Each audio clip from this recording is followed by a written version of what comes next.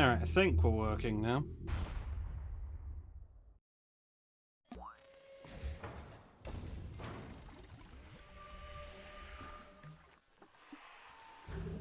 Um,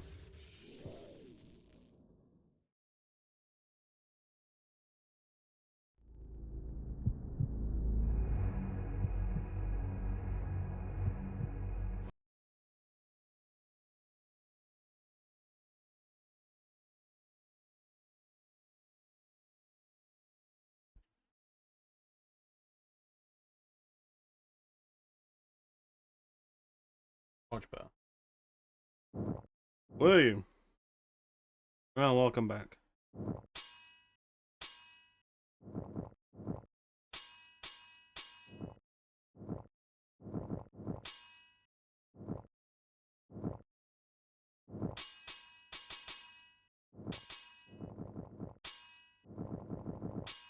This is Blood Omen 2. We are running this on PC with the conceptual mod, which includes the revamped patch that makes the game run on Windows 10. Don't know what the issue was, but something about Windows 10 would have this game crash at startup.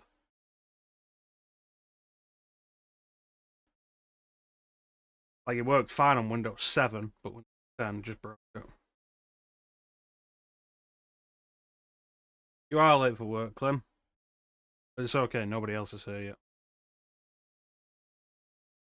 So we're playing this on PC with the conceptual mod. The conceptual mod's really interesting. It adds a bunch of beta stuff and stuff that was cut out. And it has the option of different costume choices from standard and using the beta dark gift icons. For the sake of stream, we're going to use the standard outfits and the release dark gift icons, but we still get all the restored content that the conceptual mod puts back in the game. Playing this on PC because it looks really nice like this. We can run it at 1080p. It doesn't have controller support, but Steam input allows me to map the keyboard and mouse to a controller. That's what we're going to do. It's going to be a little bit janky, but it is honestly now the best way to play this game. And this is my favourite game in the Legacy Kain series. Let's start, shall we?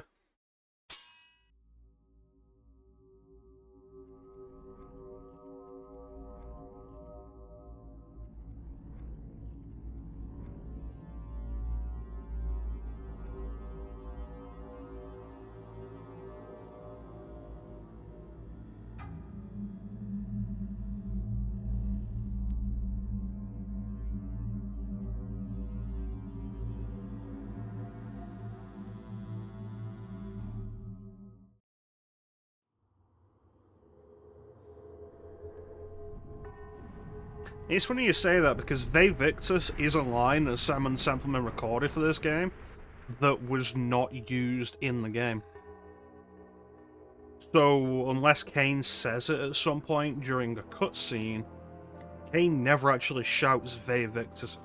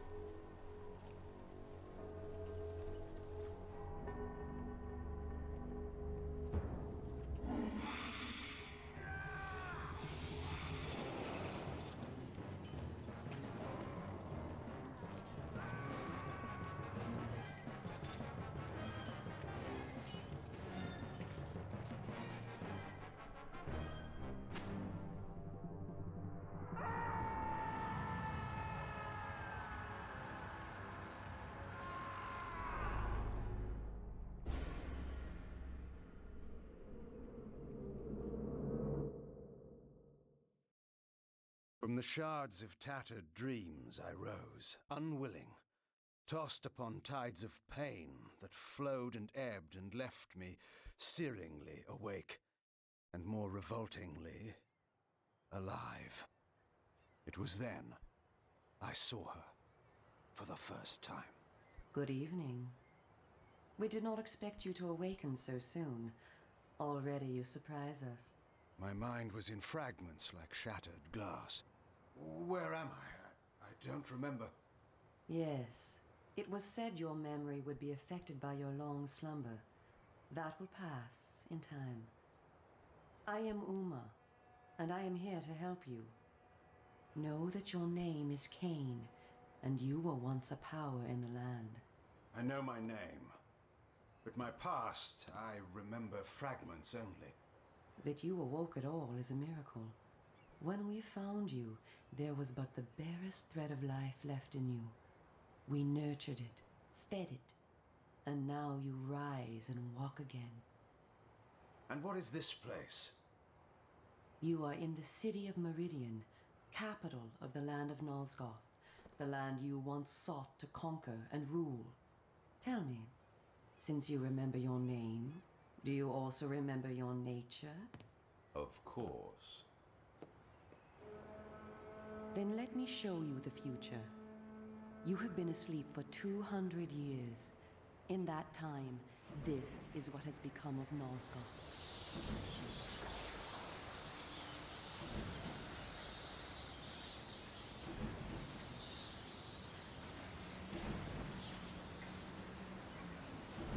You were a great general, commanding an army of vampires, but the powers you opposed were too strong for you. You were struck down, your armies defeated, scattered, and destroyed. Everyone believed you to be dead. Who defeated me? The Seraphan, an army of fanatical humans sworn to eradicate all vampires from the world. A new leader brought them together, and wielding a new kind of magic, deadly to our kind, was able to destroy your army and kill most of the vampires. You were defeated in mortal combat by this leader, the Seraphan Lord. But that is not the end of the story. Under the guise of protecting the land from the vampire menace, the Seraphan seized control of all of Nosgoth, and their rule is not kind. For 200 years, the Seraphan have enslaved the humans under their iron rule, and hunted down and destroyed every vampire they could find. They have not succeeded, however. Not yet. And now, with your help, it is our hope to crush the Seraphan and restore order to the city. The natural order. Vampires preying upon humans. Naturally. You said our hope. Who are you? We are the Cabal, the vampire resistance. We work to undermine the Seraphan at every turn. But we are losing. With the new magic they employ, the glyph magic, they are able to find us and kill us. Our numbers are dwindling. Without help, we will not survive. We need you, Kain. Of course you did not bring me back simply out of kindness. There must be a price. We need you to help the Resistance. Our faces are known, they kill us on sight.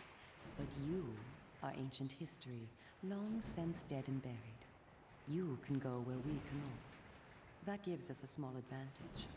How splendid for you. And why do you suppose I would do this? What is to be my reward? Your eternal gratitude? Have you changed so much? The Seraphan Lord defeated you. Don't you want to kill him? When you have destroyed him, you can continue your ascent to power, restore your army, and rule the land at last. Does the lust for vengeance and power no longer stir you? Are you so dead? I seem to remember that I played the pawn once before. It ended badly. This time, you will prevail. We are simply your allies, not your betrayers. What we want from you is open and plain, with no hidden paths. If you succeed, so do we all. Are you asking me to trust you? We must trust one another. Together, we can defeat the Seraphan Lord. Once he is dead, his order will collapse. Mindless fools that they are. But there are dangers other than the Seraphan which must be overcome. I care not for any dangers. They will fear me, do you hear? Tell me where to find the Seraphan Lord. I'll have him buried within the hour. Such arrogance. If it were so easy, we would have done it ourselves, Kain. And you are far too weak to fight him yet. He is protected, too, by other vampires. Vampires in service to the Seraphan? Are they mad? They value their lives. While they serve the Seraphan Lord, he lets them live. I will enjoy destroying them. You would be lucky to survive one such encounter until you grow stronger. But should you prevail, then you will be able to absorb their veins and thus gain new abilities. To our kind, these are called the Dark Gifts. I look forward to meeting these traitors to our kind. My senses spun. My body ached. Weakness overcame me. You have the thirst upon you. Come, vampire. It is time for you to feed. Yes.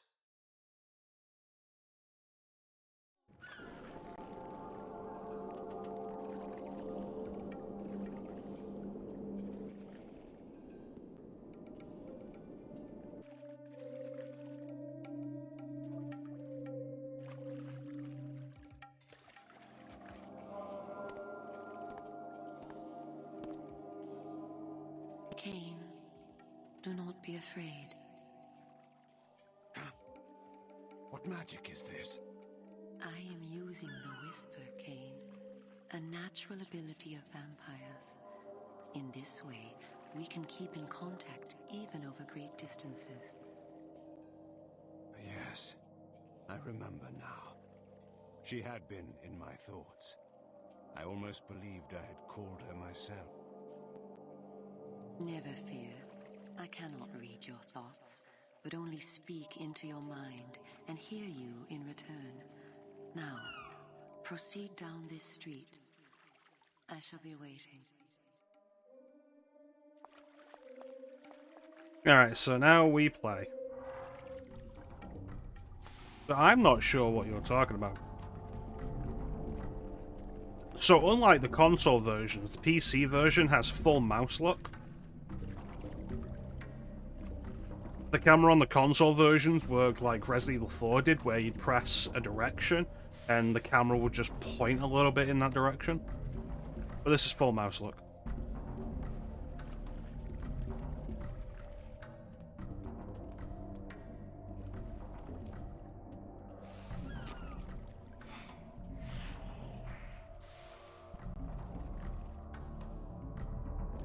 And it's because it's also WASD mapped to the analog stick, there's no walk, it's only run.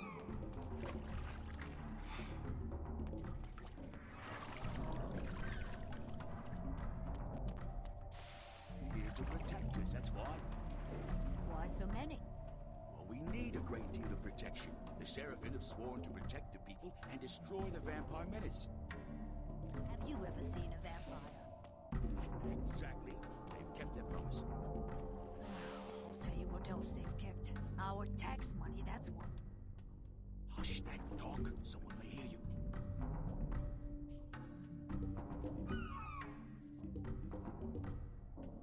I mean, I'm not a vampire.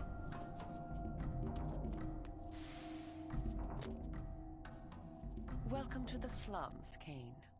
We are in the oldest and most decrepit part of the city, where few people dare to come. A perfect place to train you. Train me? Do you take me for a dog? Your memory has been shattered, and your body has lain dormant for 200 years. What skills you had must be recovered before you can be of any use to the Cabal. You must learn to fight and to survive. I thought you were taking me to feed. Patience, vampire. First, know that you are stronger and faster than mortal men, able to jump higher and farther than any human that ever lived. When your path is blocked, seek for a place to jump. Now, join me up here. I wonder if we're going to end up with any glitches or like visual issues, because we're running this at a way higher resolution than was originally intended, and at 60 FPS when chances are this was intended for like 640 by 480 and 30 FPS. Excellent. Know that you also have the ability to float. When you are on a ledge such as this one, you may land silently and carefully by floating down. This will be important when I train you to kill. Now, follow me. She would discover I needed little training in how to kill.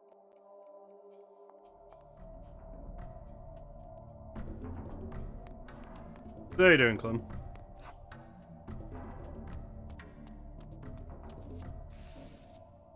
Closed off the whole of the lower city. How am I to get home tonight? It's just as I told you. My Agnes will have my head. I couldn't get home the last time they did this, so I had no place to sleep. And then I was picked up and fined for being on the street at night. Can't do that. What they do, we better find a bed for the night. Agnes is not going to believe me. Leave me alone.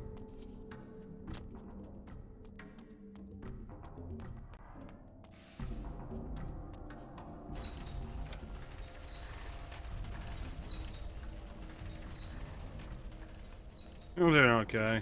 Kind of tired.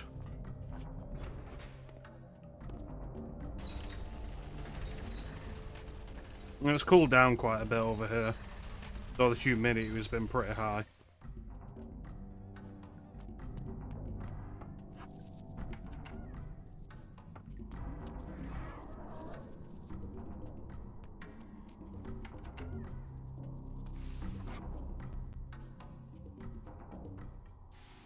The city is a labyrinth.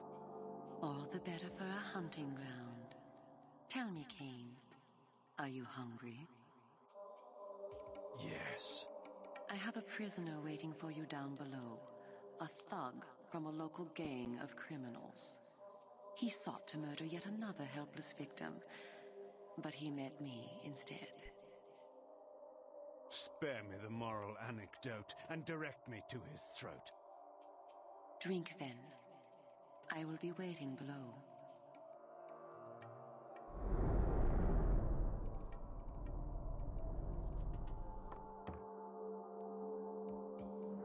Yeah, we're gonna be here for at least a couple of hours. Why not spend the time with me?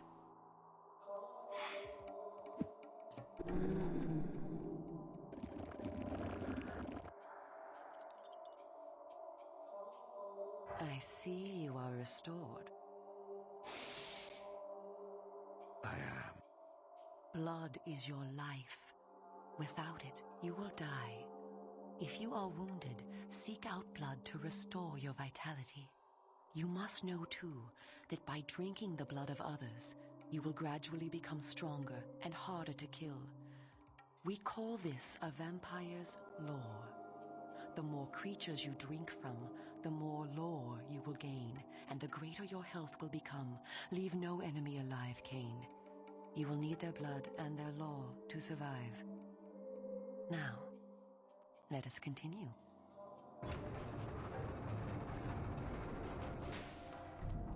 With me, when I do randomizers, I have to do them all. Like, do them all in one go. Help me!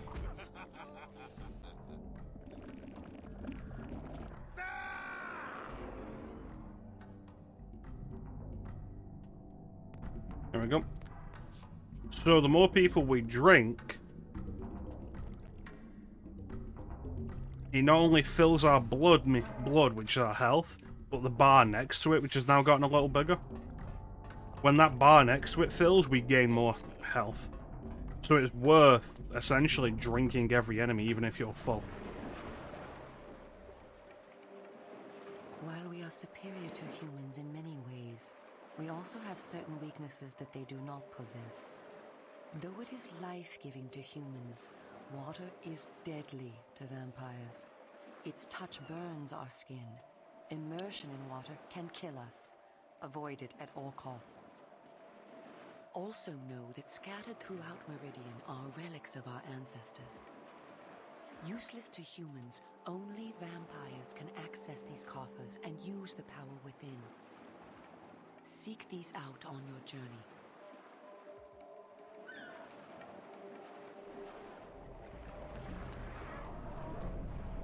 Yeah, one thing that I do like about running Symphony of the Night randomized is like it's a lot shorter. About an hour and a half if it's bad.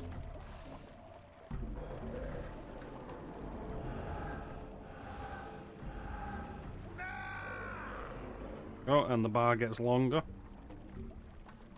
I got way longer that time. It's generally not worth drinking the blood of regular people because they offer so little. So I never really bother with it.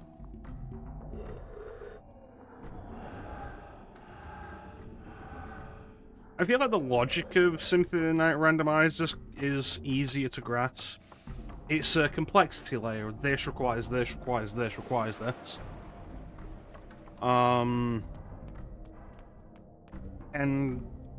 really it is a smaller game in terms of movement and traversal.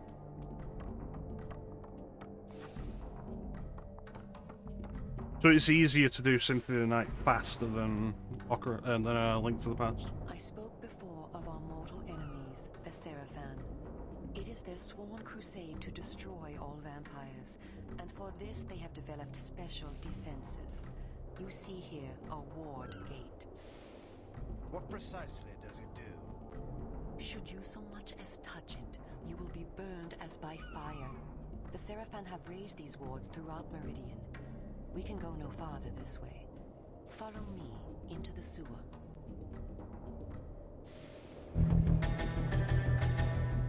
Nice friend.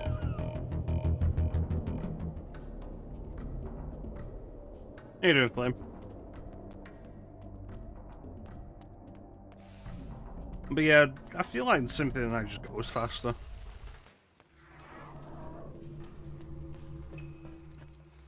Your ability to survive will depend upon your ability to fight. It's time for you to learn how to kill. Your first line of defense is your agility. You can dodge around Excellent. an opponent using You've missed your most of the other human stuff. speed. You can also defend yourself by blocking attacks. I shall now strike at you. Do not be concerned. I shan't use my claws. Block my attacks, and we can proceed to the next lesson. You were here for some of Soul Reaver too.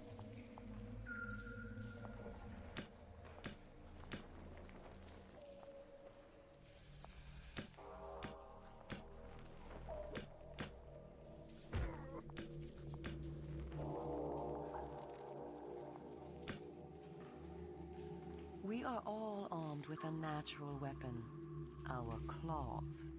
Use them to kill your enemies. You can practice by attacking me.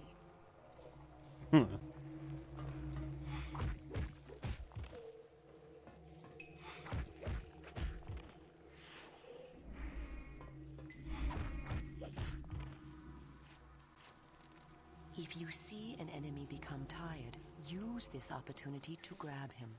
Once grabbed, you can throw him a great distance.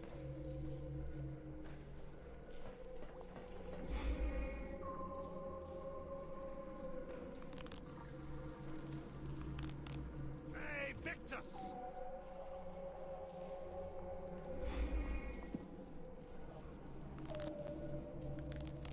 Hey, Victus!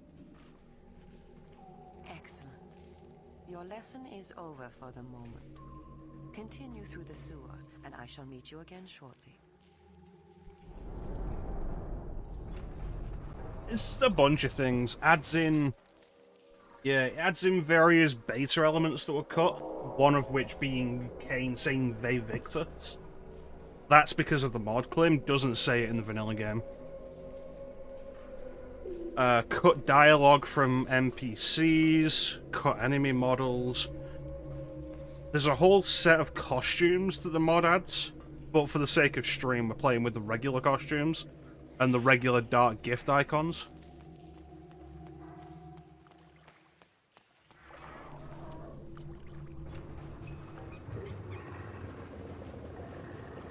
I put the link in the Discord. You're probably thinking of a different Legacy of Kain game, Clem. I can promise you, like, boot up Blood Omen 2 and play through it and Kain will not save their victors.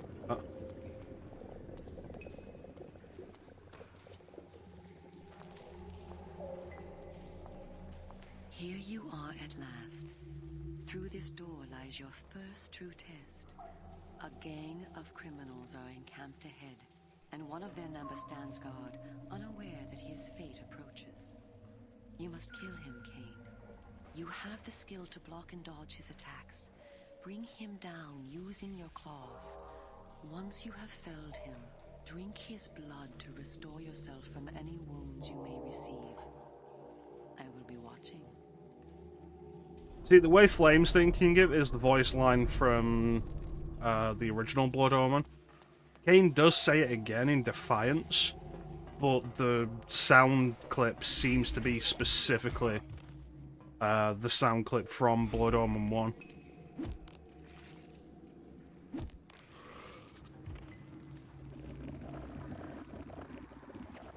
So this enemy model's different.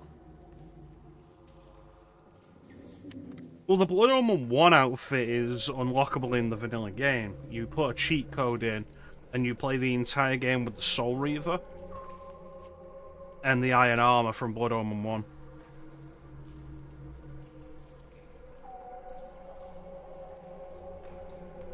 Like I say, Flame, the link to the mod is in the Discord.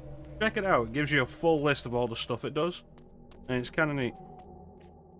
In addition to our physical superiority, vampires also possess dark gifts. These are our supernatural abilities. Our curse develops differently in each of us, giving us unique powers. Much of your former power, Kain, has been weakened during your long hibernation. The mist you see here can be used to your advantage. You have the ability to assume a mist form and become nearly invisible.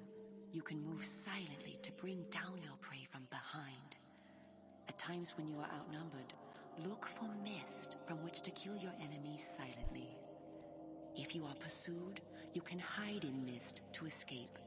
Now, use this gift to kill those before you in the cemetery. I will let you continue when the deed is done. Blood Omen 2 is the one I've played the most.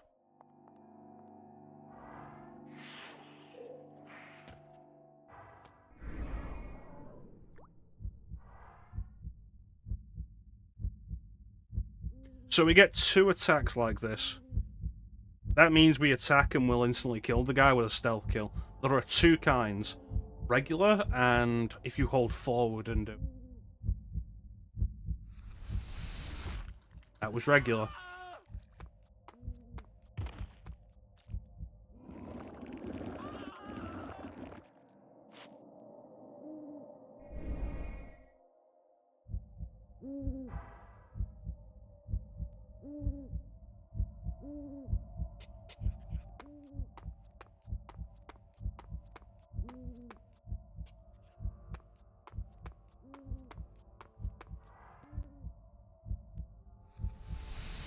That was hold forward.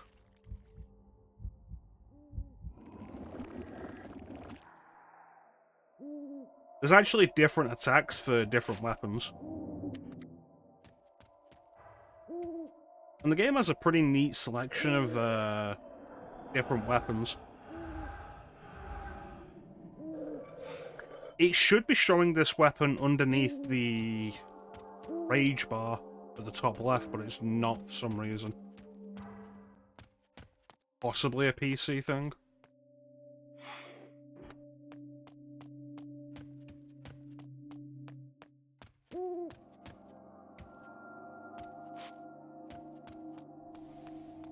Which is awkward because it also shows you when your weapon's about to break.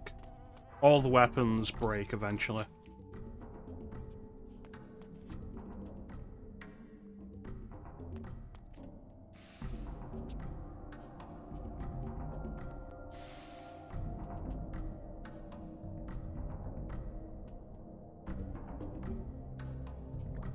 Yeah, and then you take this idea and run it forward, and you end up with the Silence Cathedral in Soul Reaver. What manner of sorcery is this? This is glyph energy, a new form of magic brought into the world with the rise of the Seraphan. It supplies power to all of Meridian. The gate you see can be opened using this energy. Activate the glyph box. This will bring power to the gate's lever and allow you to open it.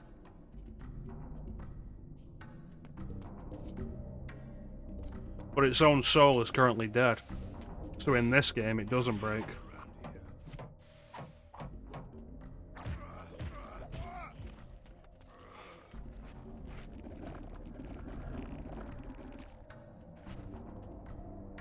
So the combat in this game is probably a lot stiffer than combat in Soul Reaver 2, but it's definitely more engaging and enjoyable for its simplicity.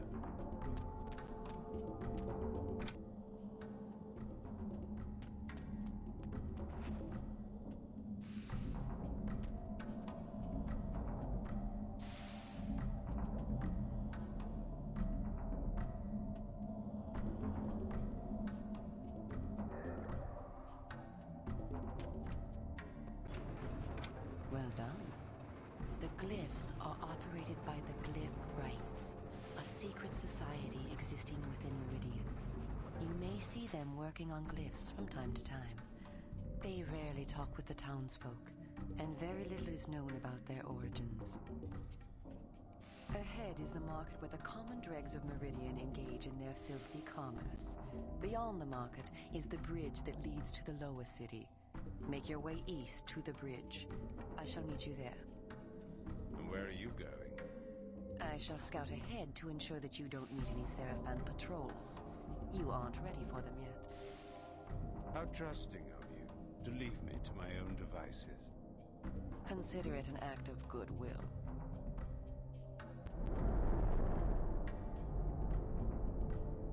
No, Raziel is most definitely dead at this point.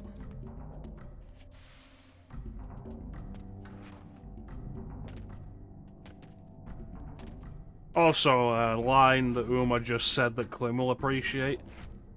Filthy commerce.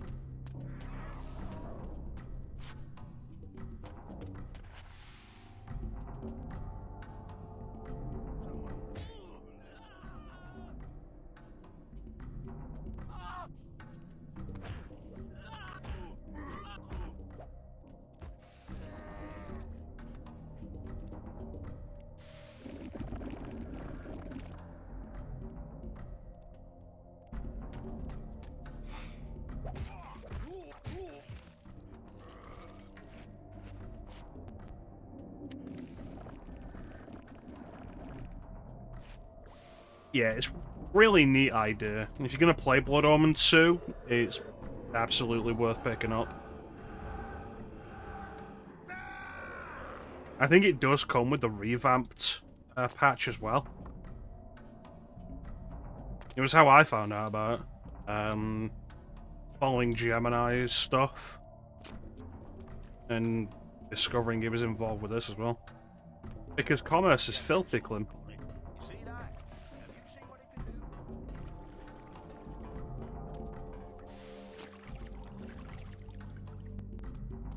Filthy capitalism.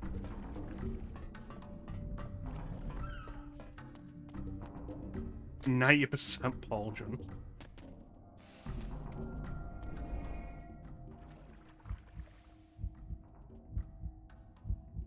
Don't worry, Clem, I'll make it up to you. How about some excessive violence? Does that make you feel better?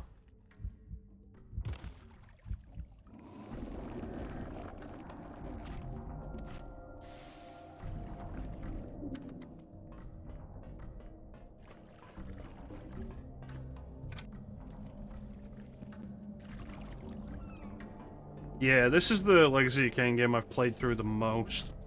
I've done multiple regular playthroughs and Soul Reaver playthroughs. Alright, Klim's American.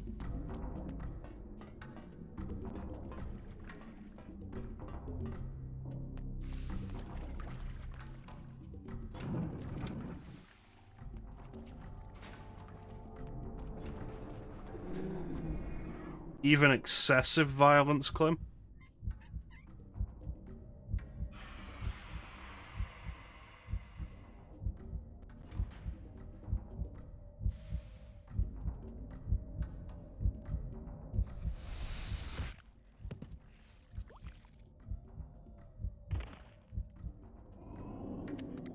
So these enemy models are different from standard. I assume these were beta models. The tattoos, I feel, are more prominent in these models than they are in the retail models.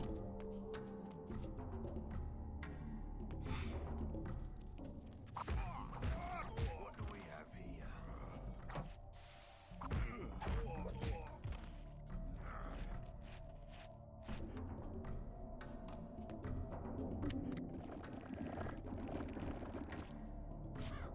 Desist having me play them.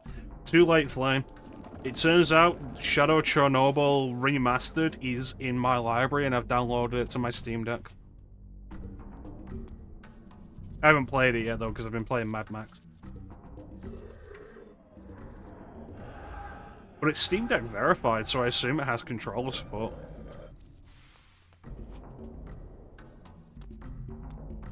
Yeah, I've had Shadow Chernobyl for years. Come, this way.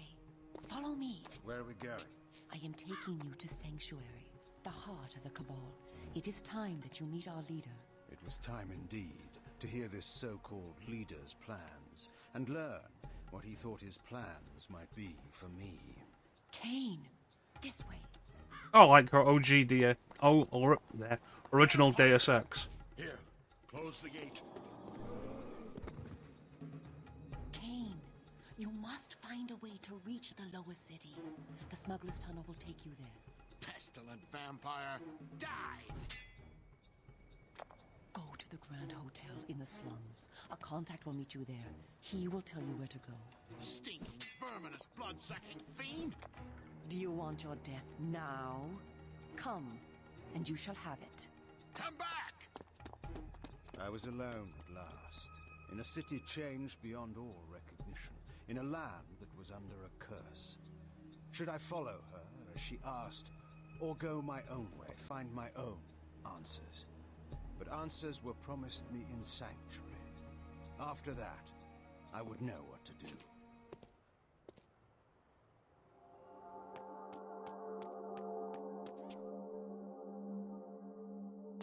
I wonder if the remaster improves any of that.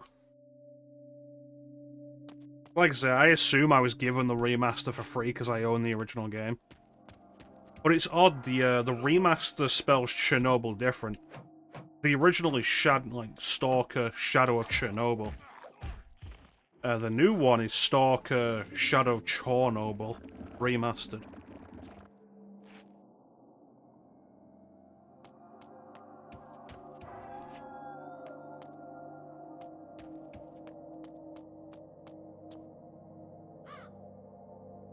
But yeah, I was going through my Steam library, downloading stuff to my Steam Deck after I had to format the memory card in it. And it was just there on the Steam Deck verified page.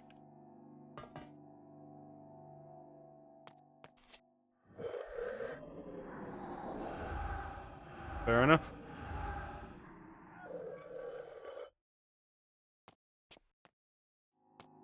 I've heard stupider reasons.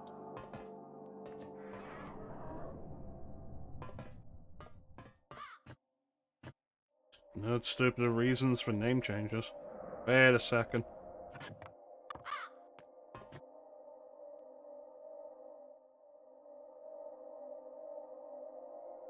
Oh, look at the building popping in on the left.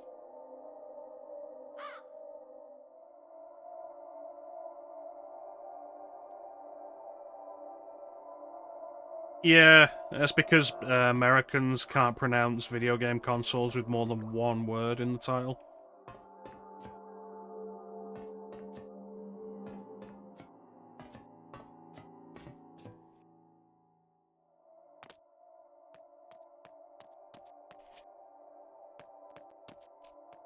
Oh, a knife.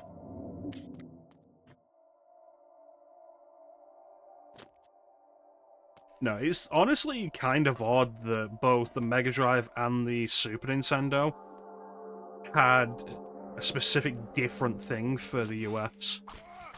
Like, in the same generation. I don't actually know what the reason for the Mega Drive being called Genesis is, but, Super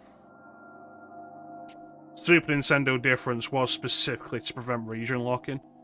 And because PAL ran at 50 Hz, they didn't need them to, like, they didn't need to make different chip cartridges or anything. Because that itself would prove to be reliable enough region locking. To be fair, Castlevania The New Generation, I don't like that name as much as Bloodlines. I think America did get the better name for that one. In Japan, it's Vampire Killer. And Europe gets Castlevania The New Generation. On top of additional censorship. Bloodlines is the better name.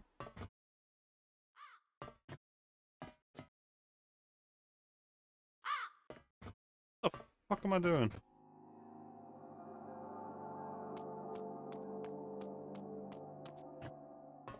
Oh, okay.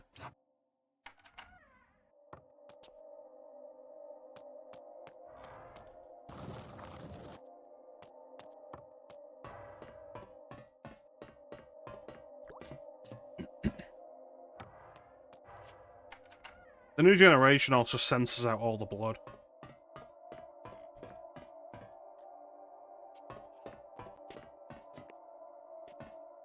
It's lame.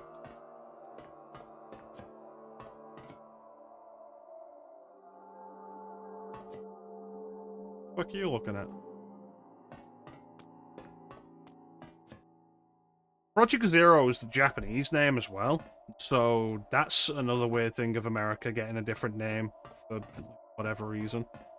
But Fatal Frame, I think, works better as a name. Because of the camera stuff. And does make it a little clearer that it's a horror. Fatal Frame's a good name, though I do like Project Zero as a name. Like, I'll make fun to antagonize Klim, but, like, I will genuinely give props where props are due.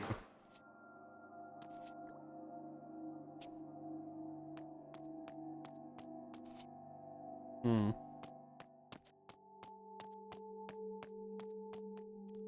Someone will teach you a lesson.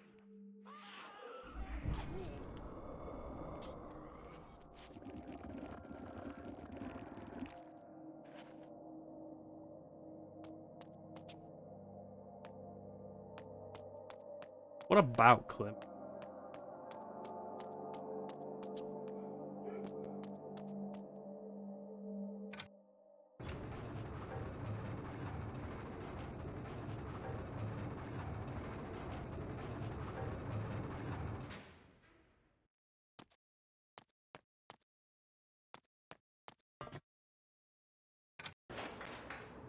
Oh, going up. Yeah, I will give props where props are due. I prefer Mega Drive as a name, but Genesis is fine. I think the American Super Nintendo is genuinely ugly. And the controller colours aren't as appealing. The whole purple thing I don't like.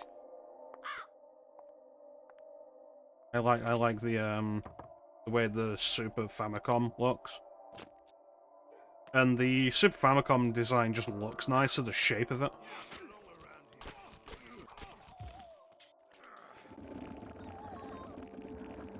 Nintendo were goofing with that one.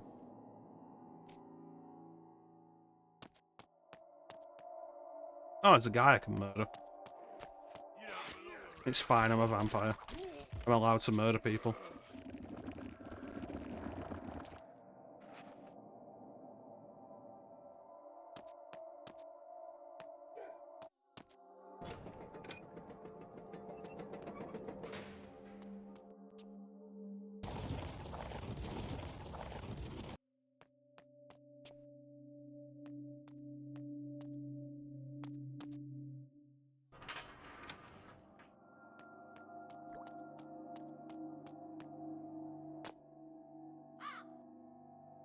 No, it doesn't.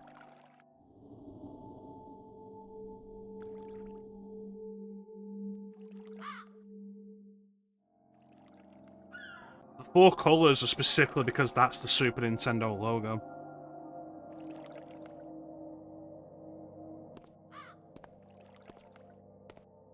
No, it's the logo represented on the controller. I think it's actually a fairly smart design. Who's there? You must be Kain. You are a human. Curious that you would help one. You're such as garish and I. out of place. We hate the Sarafan, we humans. The things they do, it's not right, not natural. If your kind can bring them down, I'll help you, I will. I was told to find the smuggler's den. You're a stone's throw from the entrance.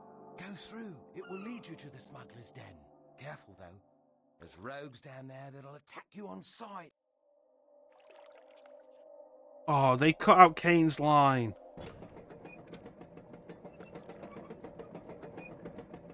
Wait! Tell Uma that I helped you, please. She promised me the dark gift if I did as she asked. You'll tell her, won't you? I'm certain Uma will give you all that you deserve.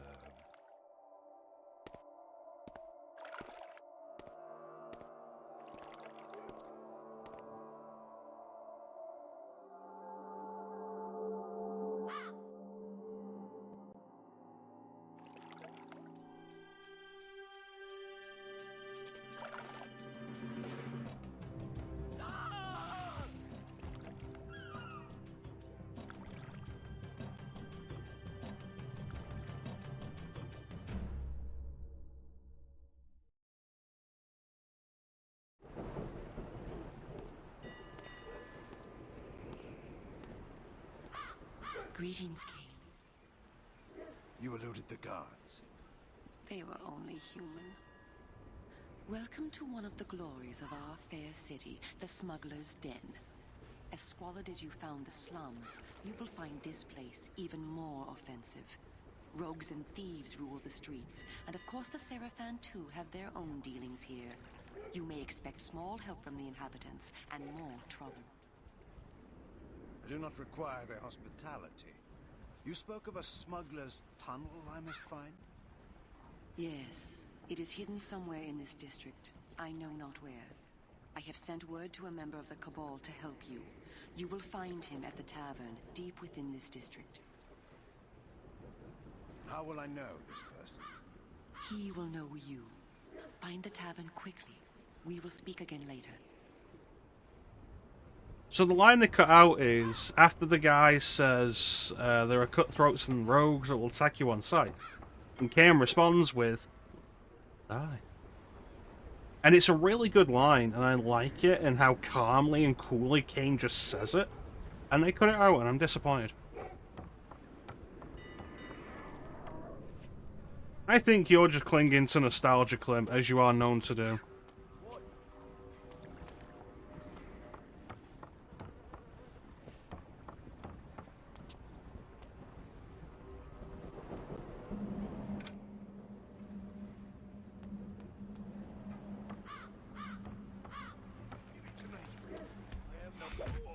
Fuck off. Be that.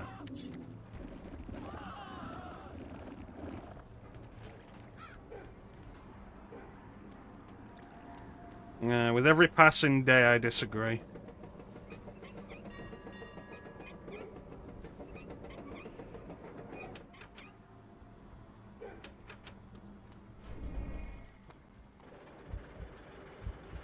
How about some more violence?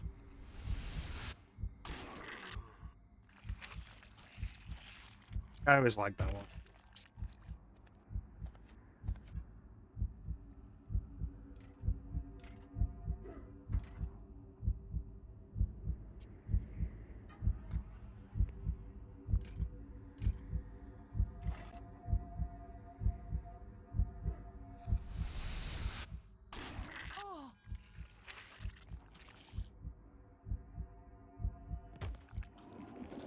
All over the walls.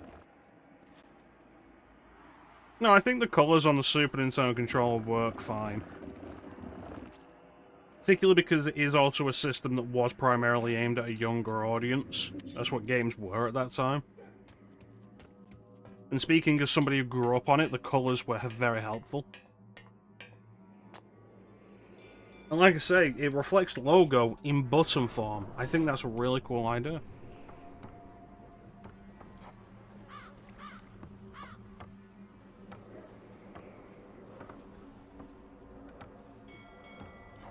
It's simple, it's elegant.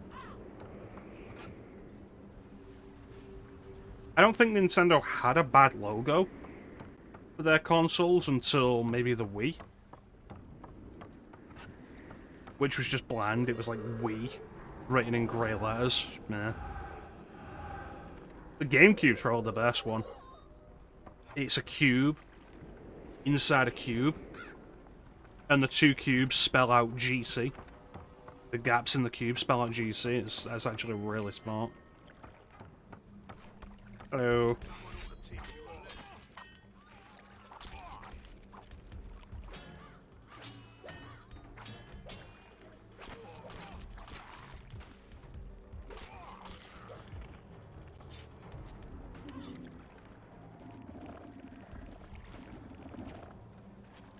I do think the Switch 2 logo might be their worst logo, though.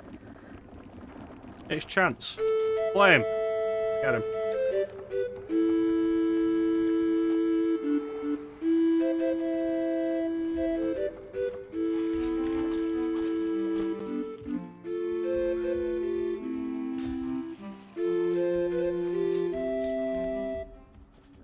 I think Chance approves of all this murder. Oh, did I not finish that? I'm so sorry.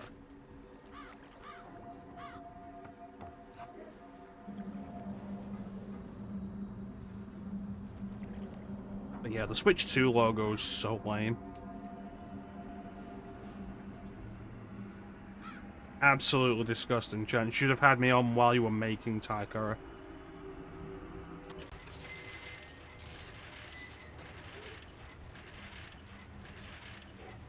We're angering Klim by talking about how the Super Famicom controller was well designed.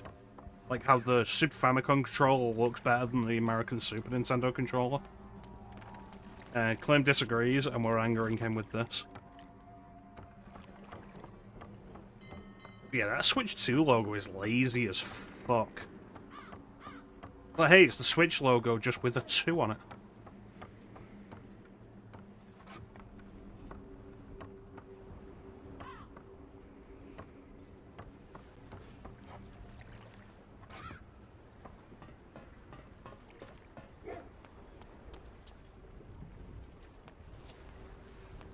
Door.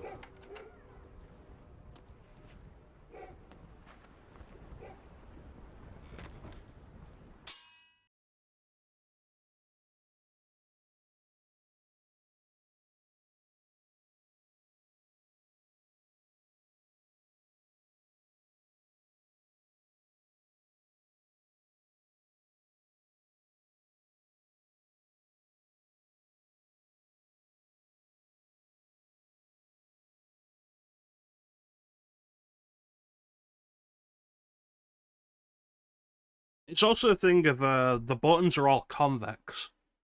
The American Super Nintendo has 2 convex, 2 concave.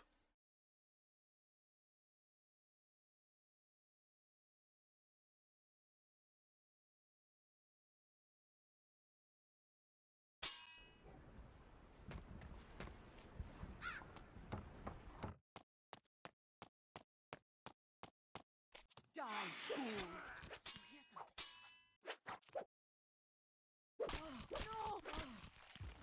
Oh, she didn't do very well, did she?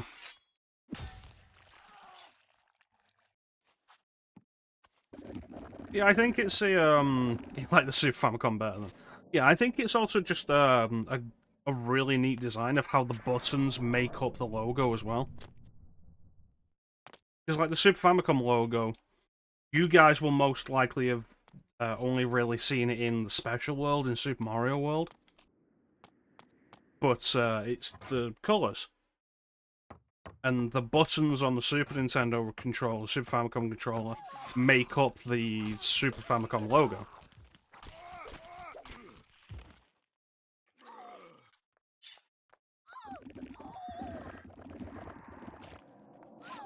I'm gonna eat this man. You still going? There we go. How you doing, Chance?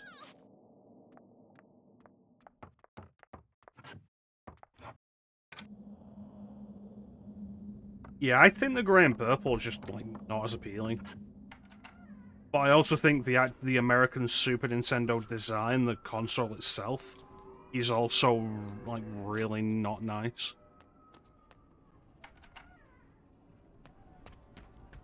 I grew up with a Super Nintendo which looked like the Super Famicom, so maybe I am biased there. My biases are justified, however.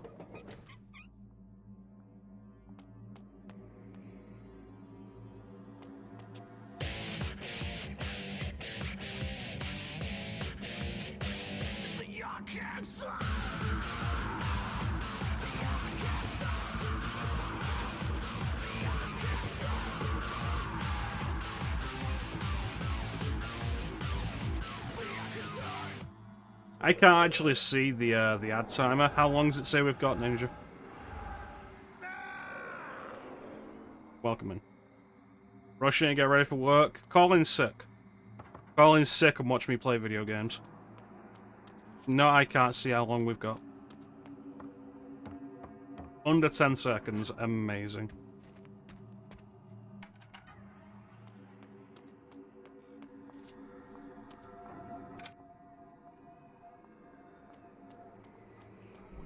Ninja, have some, oh, I can see it now, thank you.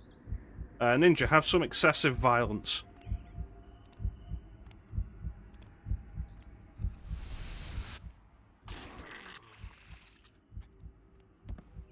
But I'm not streaming on Friday, Chance.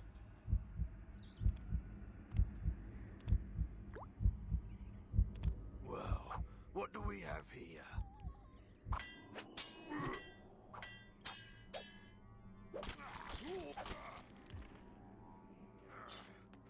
You could have just taken a sword to the back of the head, but you decided to fight.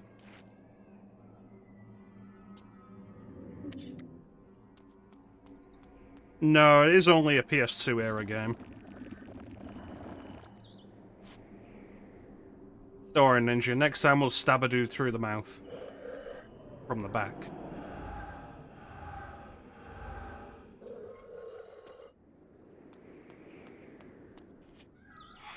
Ooh.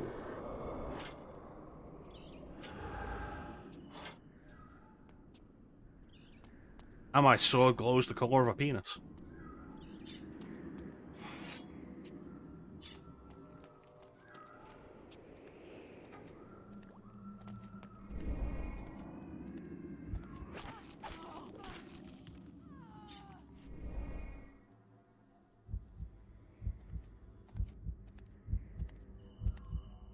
Let me just stab this woman in the back of the head.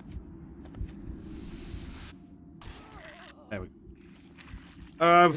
Kain, after sacking the pillars of Nosgoth, it's been 400 years since the end of Blood Omen. And Kain waged a campaign of terror, razing Nosgoth until he came to the city of Meridian, which is the previously unknown capital of Nosgoth.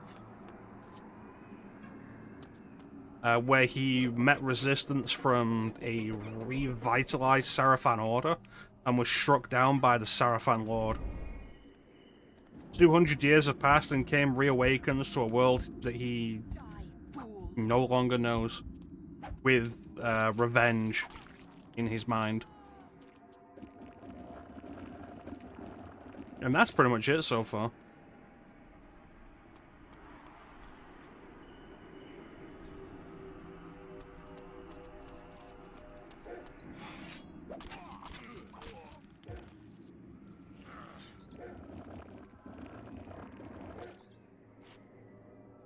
Blood Omen 2 is a side story in pretty much every sense. Yeah, why not? Blood Omen 2 is a side story in pretty much every sense of the word. What we're experiencing now is what Kain saw after he pulled the Reaver away from Raziel at the end of Soul Reaver 2. Why I say this game doesn't exist until the end of Soul Reaver 2.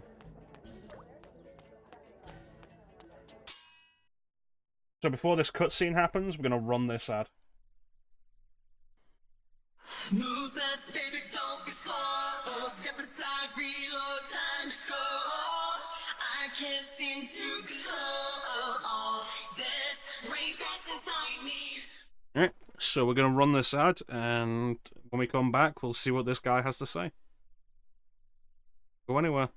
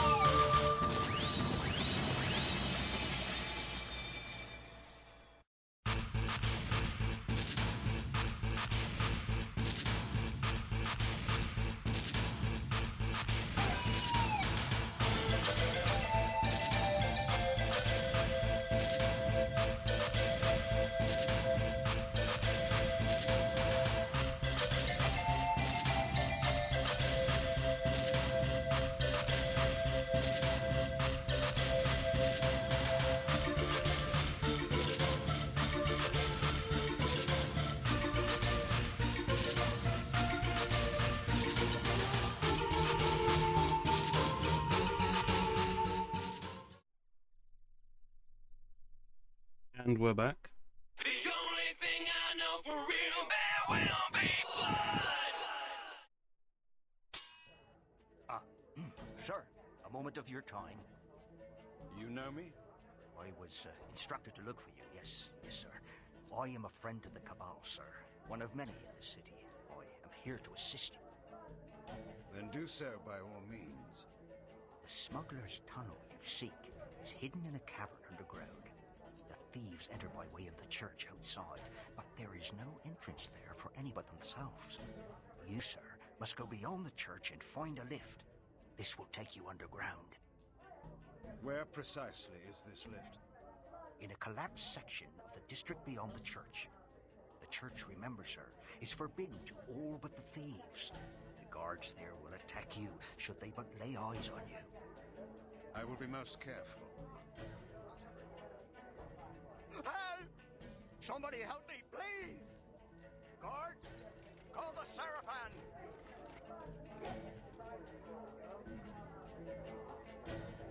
Guy looks over like I didn't walk through the entire bar to get to where I was. And it's like, oh no, there are 2 Seraphim outside. Shame the door's locked, or I'd go and say hello.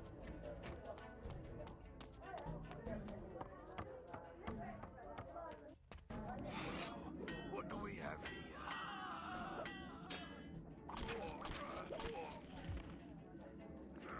Thank you. Now I'll just move the bookcase with the incredibly large books, and now move it back. They'll never know where I went. Just ignore the sounds of dying from behind the bookshelf.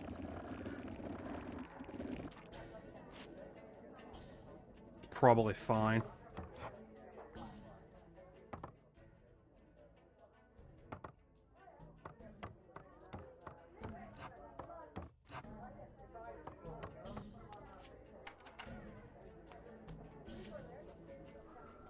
There we go.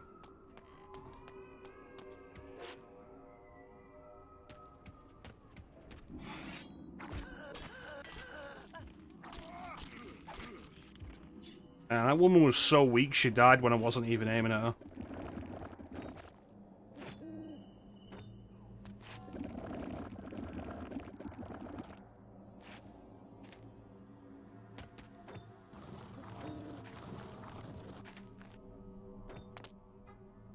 So like I said before, this is the Legacy of Kain game I've played the most, because I had this back on GameCube. And still do. And it's probably my favourite Legacy of Kain game. It's still got some of that early to mid 6th gen jank. But it's very functional, it's got a really strong art design, I think. It's got a pretty solid, well-contained story, nothing groundbreaking. It's kind of janky, but not in a way that's like, okay, gotta stop playing this because it's just awful now. And by the time it starts to wear on, you're already, like, 2/3 of the way through the game, you might as well finish it. To be fair, where the game starts to lose itself is when you get out of the city. Like, the most interesting parts of the game are in the city, and once you're out of the city, it's not as interesting.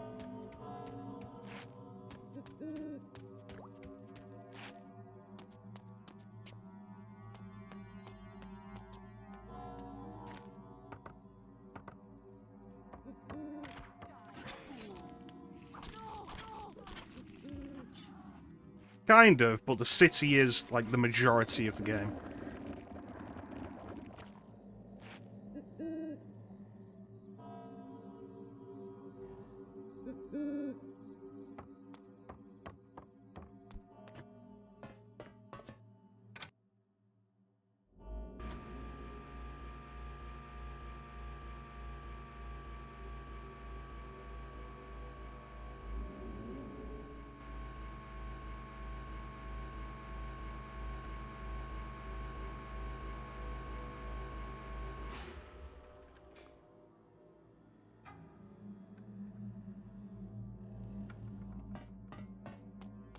There's a few different areas. It's not as though they're particularly bad. The canyons is kind of bland to look at.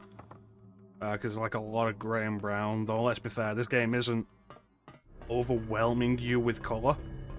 It's a deliberate design choice. Like following the canyons.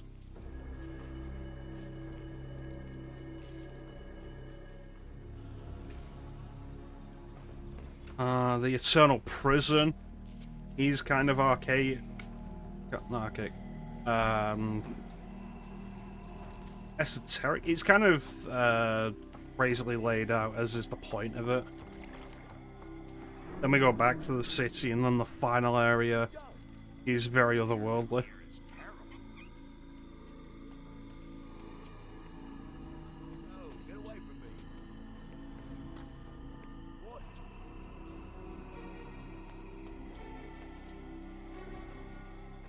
Hmm.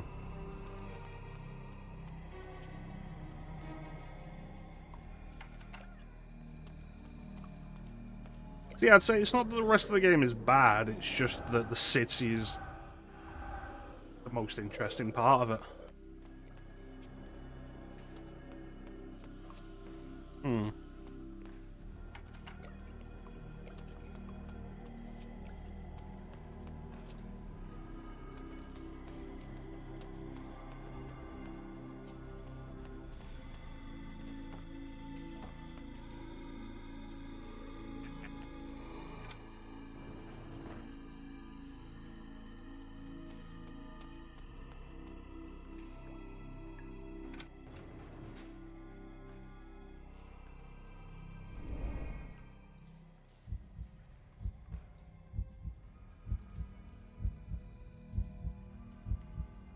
And here we have our first encounter with a Sarafan guard.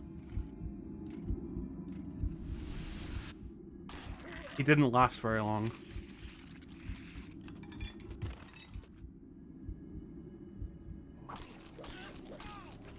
Teach you to close the gate on me, you dick.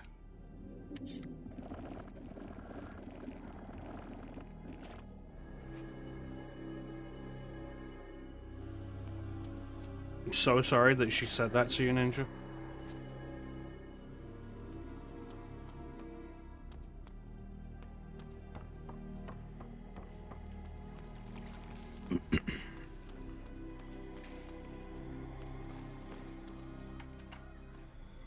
I remember these weapon upgrade chests being rarer than this. Maybe the conceptual mod adds more in. 'Cause I feel like throughout my playthroughs of the game, you see maybe 3 of them across the entire game.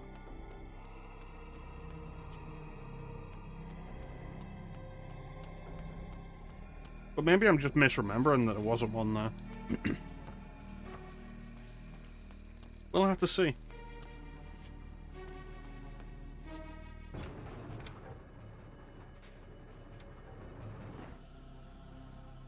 What a dick.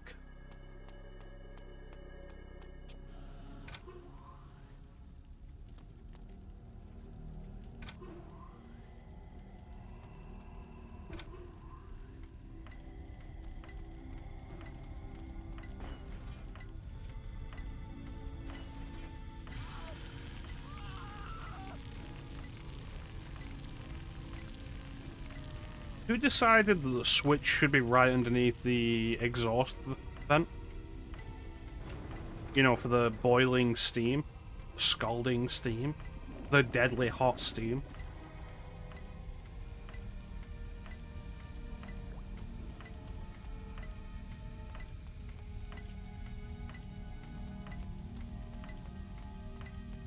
An idiot, yeah. Someone wasn't following the OSHA compliance forms.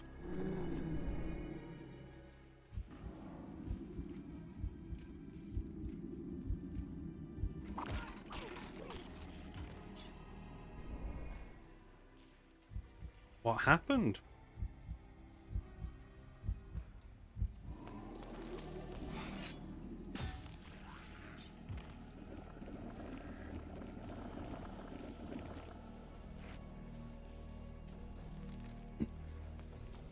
Yeah, I think probably generally, Blood Omen 2 is the most enjoyable of the Legacy of Kain games to go back to.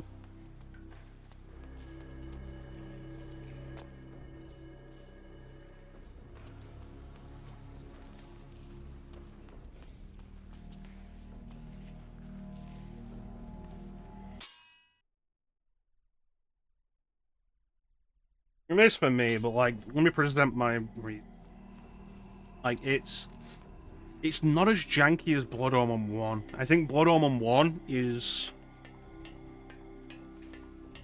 really enjoyable, but there is a lot of jank that comes with it. Probably due to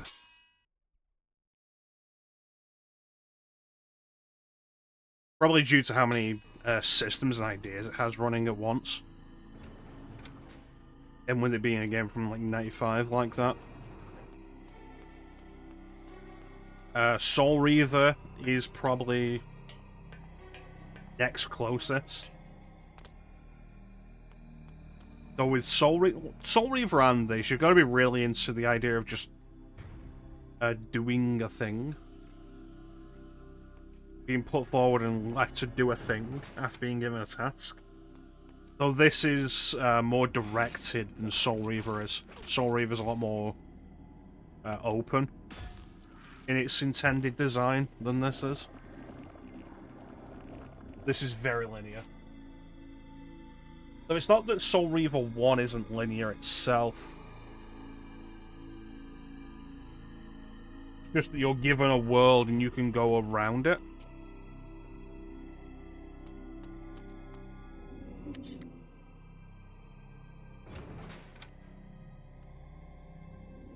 Whereas in this, you're given levels, and you go through the levels.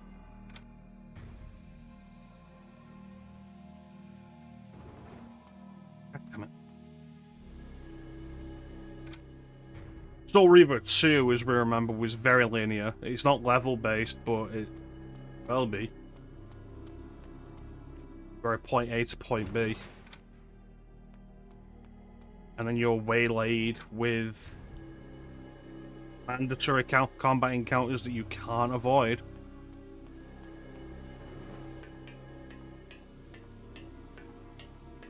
And then Defiance is also really linear, but I think more than anything, it's fixed camera angles. Fixed camera really kills a lot of the fun with that.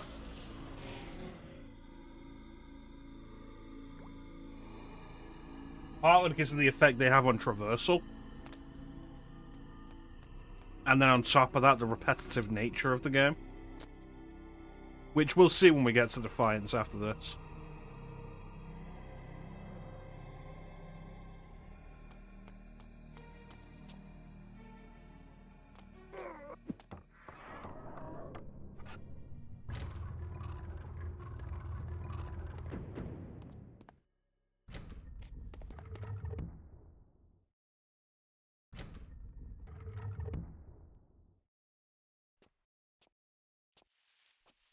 Well, well, our lord was correct. You are alive. Do you remember me, Kain, who served you so well? It was Faustus, one of the legionnaires of my army of vampires, an indifferent soldier, but now a traitor to our race. Faustus, it's true then. I hardly believed it. Vampires have turned against their own kind. What is our kind? In serving the Seraphim, I have protection, I have power. And who better to hunt down a vampire than a more powerful vampire? History is written by the winners, Kain. That is my kind. How many of us have been destroyed by the Seraphim? How many have been brought to their deaths by you? I care not for those destined to die. I don't weep for them, and I won't weep for you. Look around you, Faustus. Does your victory seem so assured now? A fleeting setback. Our Lord knows of your presence. He beat you before, and he will bury you now. But you will never know how it ends, Faustus. For I will bury you first of all. Boss fight.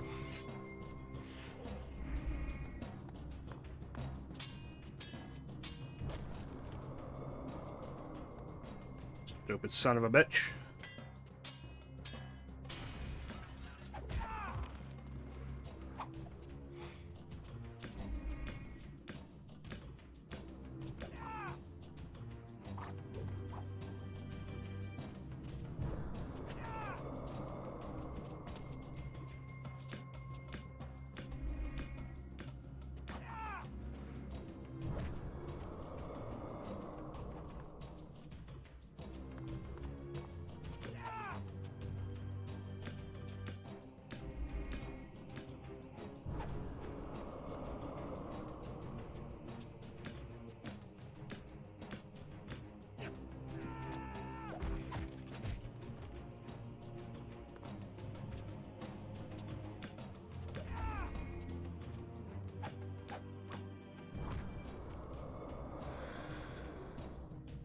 I have a surprise for you, Kain.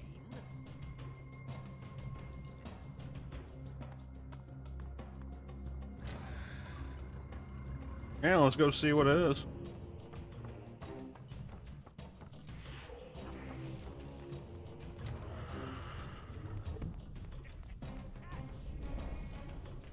It's bombs.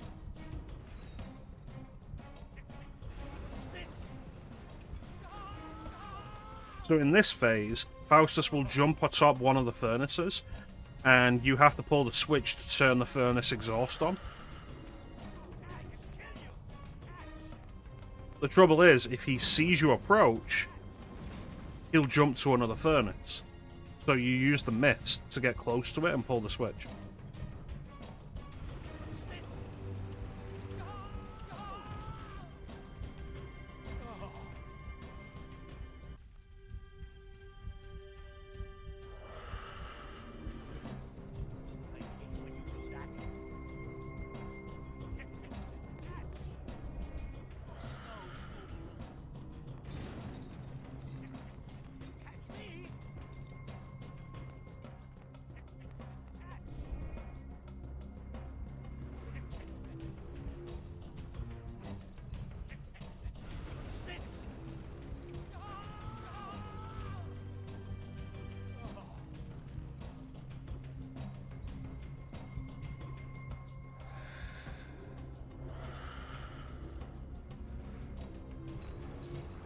Okay, now the mist disappears and we're in the final phase.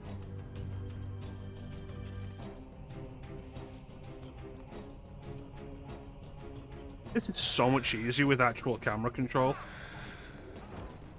Just make sure he misses.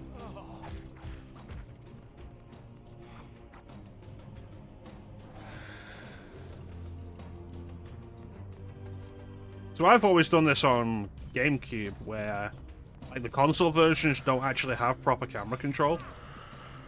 So you've just got to wait for Faustus to jump down, figure out where he's jumped down, and then dodge his attack. But with PC mouse look, we can just look up to the rafters.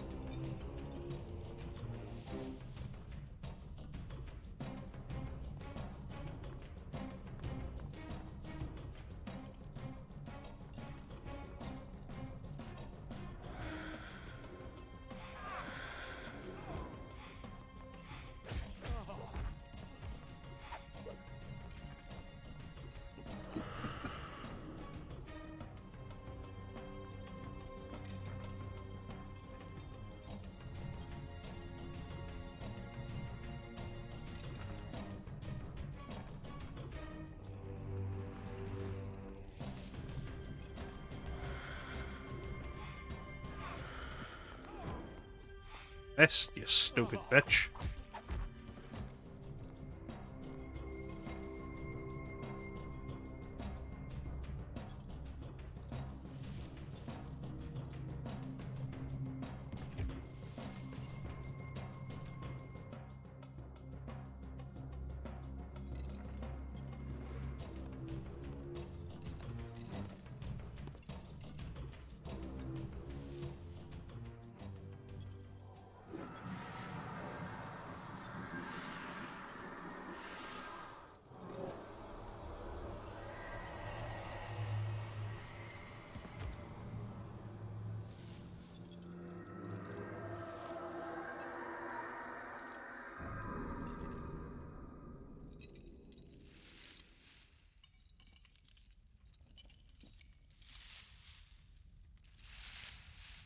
And that was the first boss. And now we gain this ability, which PC version doesn't tell me what they are. And in the console version, the only ability that's blue, like the only icon that's blue, is Mist. But this is Jump. And the console version, it's purple.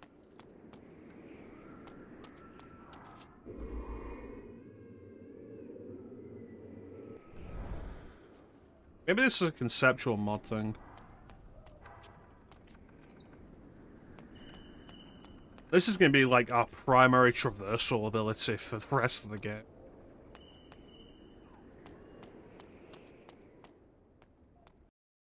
Chapter 3.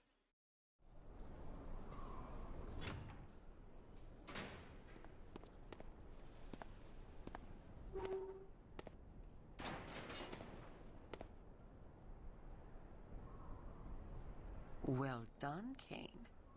You have already proven your ingenuity in negotiating the smuggler's den. Perhaps our leader was right about you after all. Ah, yes, the mysterious leader. Perhaps you will tell me now who he is. I will not name him to you, for secrecy's sake. But it is time that you two meet. You must go to Sanctuary, our headquarters. There you will find our leader.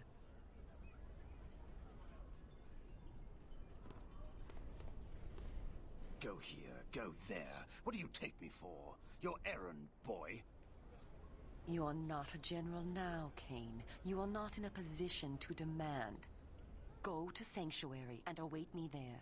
My orders are to investigate the industrial quarter in the north of the city. I will join you at Sanctuary and bring anything I discover.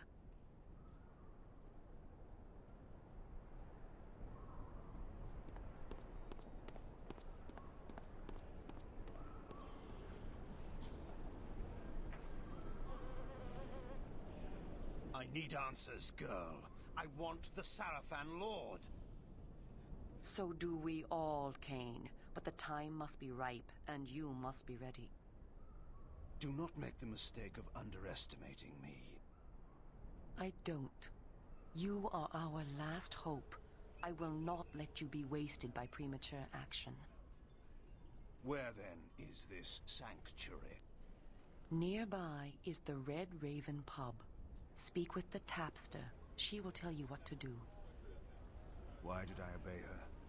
Why did I trust her even for a moment? I'd gone my own way, always. But this time... I was impressed by you today, Kain. Soon, we will work together again and rid this plague from our land.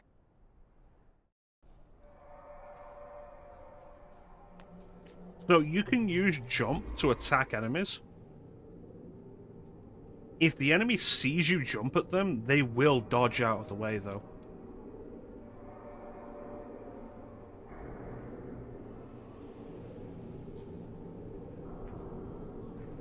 Well, here's a fun thing. Regular Sarafan can't detect that you're a vampire. So as long as you don't raise their suspicions in any way, they won't attack. Like, if they see me walk into this and be rejected, they'll know I'm a vampire and they'll attack. But otherwise, they don't know.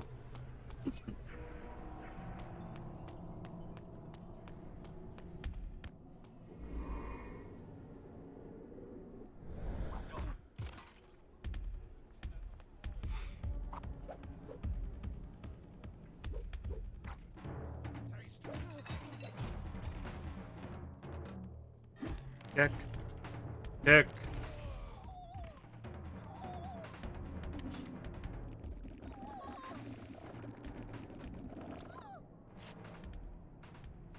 As much as technology has progressed, they haven't invented glasses yet. And unfortunately, it was a bad time for this guy to discover he's nearsighted. Farsighted? He can't see shit.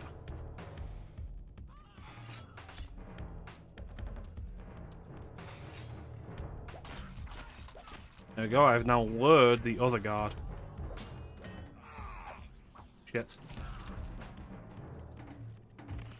So another caveat to combat.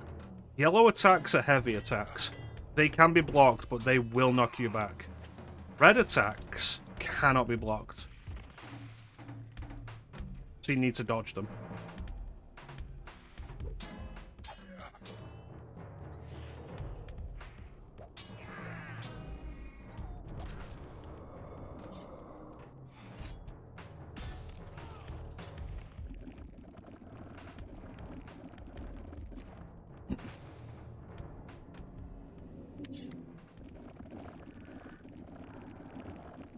It's a simple combat setup, but it's fairly gratifying.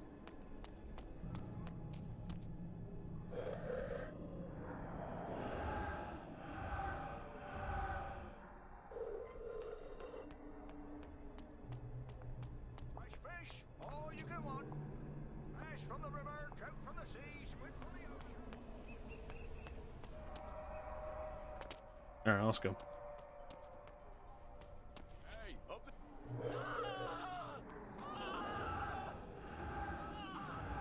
You think they'd be able to tell them a vampire from, you know, my pure white skin? Or the fact that I'm just walking around shirtless with a six-pack?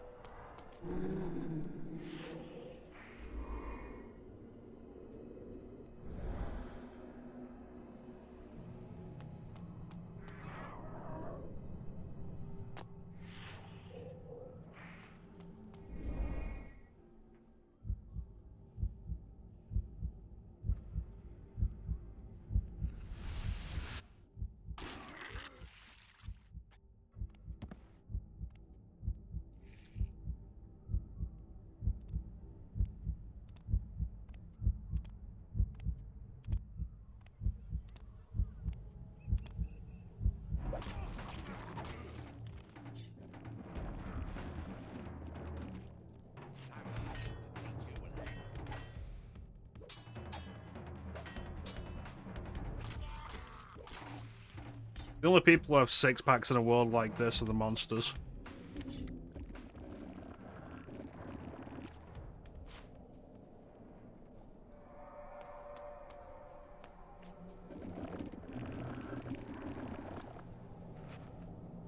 Regular strong humans are just stout. Stocky.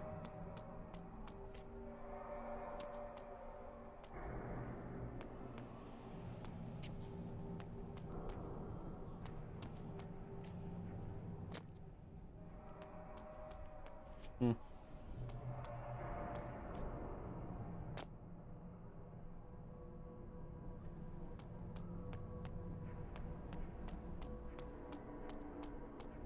Now here we are on the other side.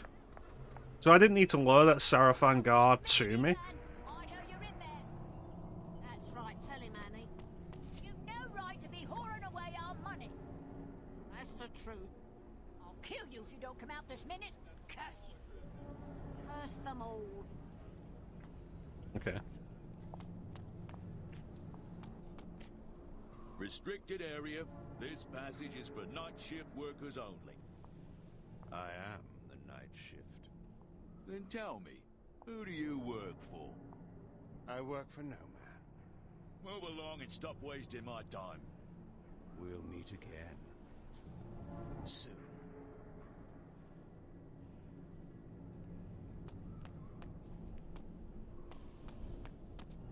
You said this time you would come straight home. Peace, woman. They won't buy from me if I won't drink with them.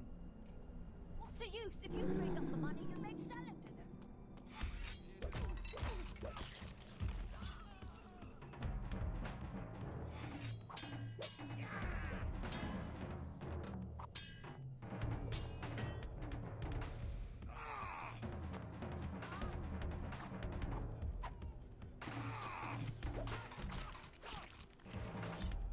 Ow. There we go. Was able to get just close enough.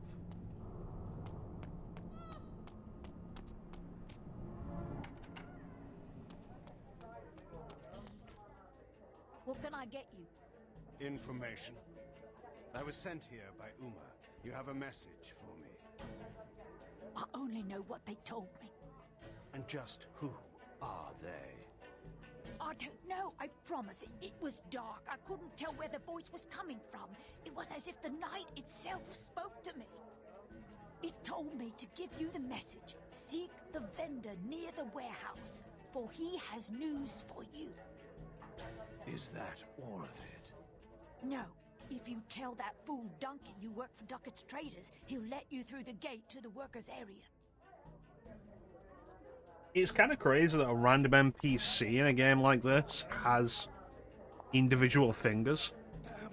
Like, Hush, not so loud. I remember playing San Andreas and CJ's hands, like the main character's hands, like these big crab claws fused together. But like also seeing her fingers moving that looked really weird and kind of scary. Just something about the way the fingers looked. Kind of really unsettling.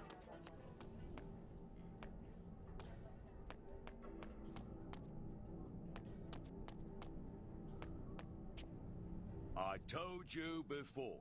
Workers only. I work for ducats, traders. Now, let me through.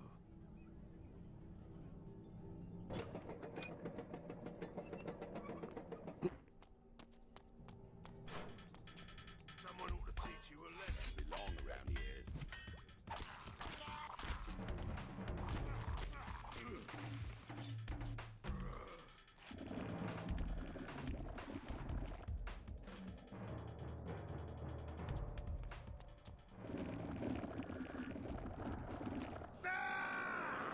Health increase.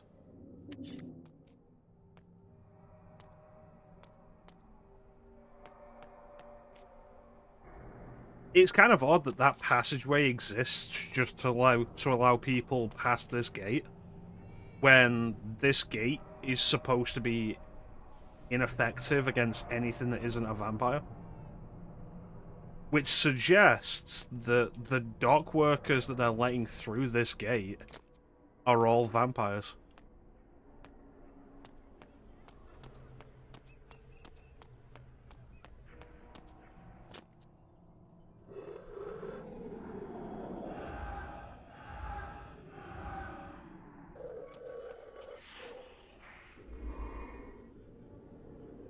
So I think I'll use this as a demonstration.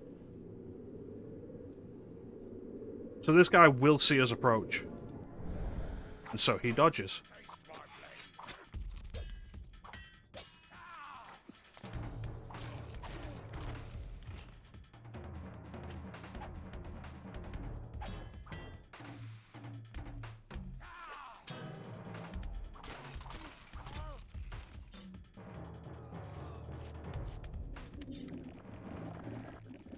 So you gotta be careful about how you approach them.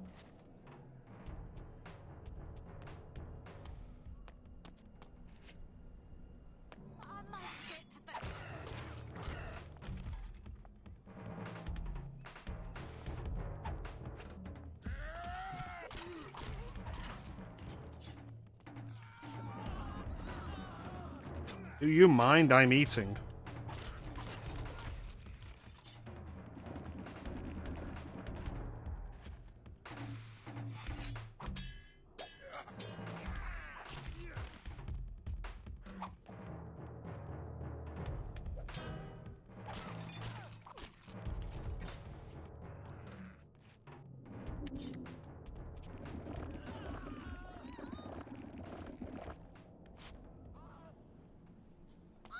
Anyway, what was I doing? Probably something to do.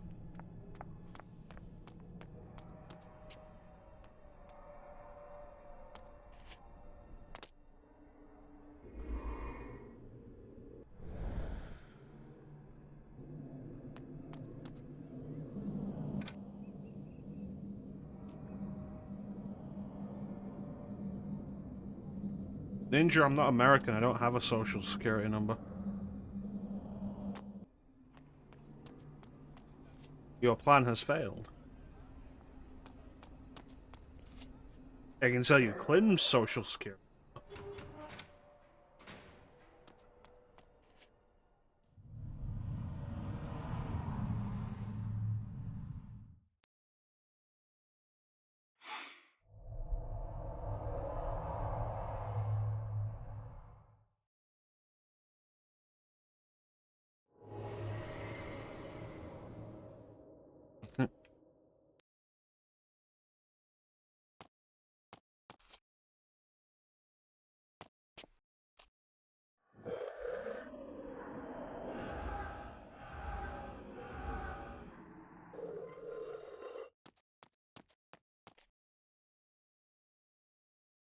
I don't think I'd ever really noticed before how devoid of music this game is.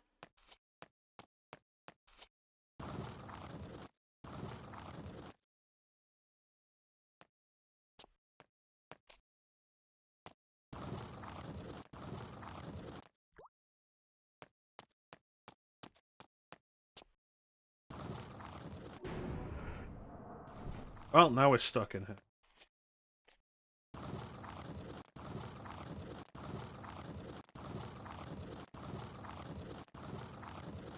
It's like playing Tomb Raider 1. Like, there's no music going on while you're doing all the block pushing. Just ambient sounds.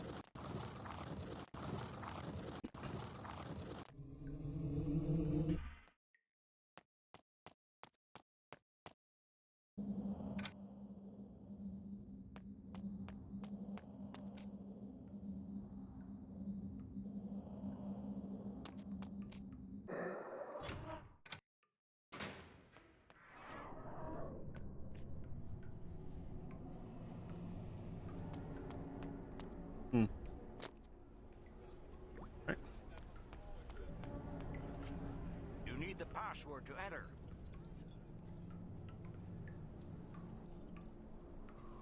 Rubber baby buggy bumpers.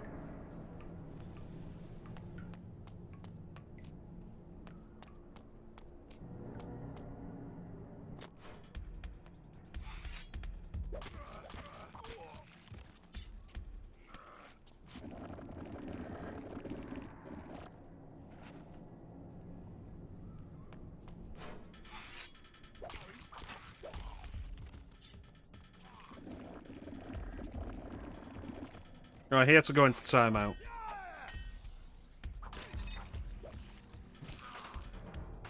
That's bullshit. He's on the stairs. There's no way those hits actually miss.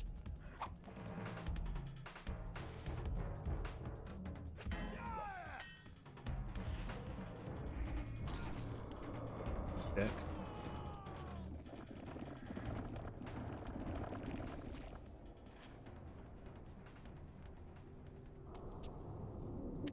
Hey, Teak.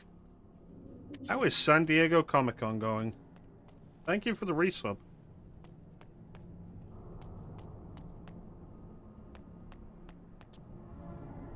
I don't know why Teak subs to me. I feel like I don't stream enough for him. But I appreciate it nonetheless.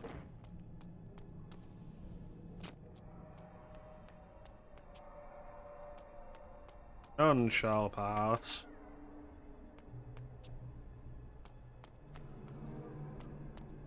Listen here.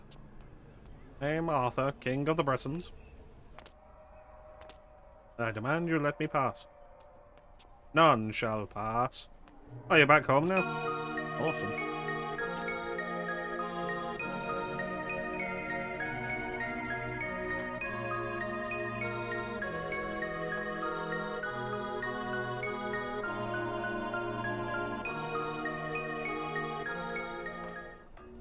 Good evening, my friend. Can I help you, sir? Uma sent me. We are to have words, you and I. Ah, you're one of them, aren't you?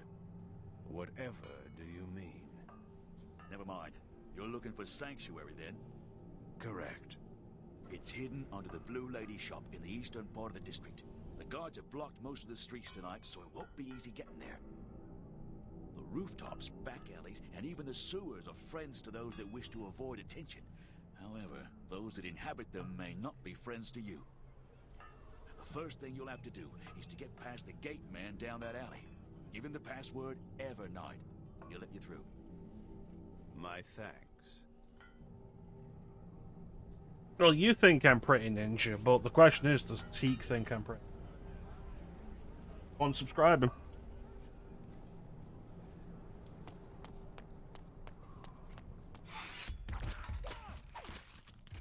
Fuck the police.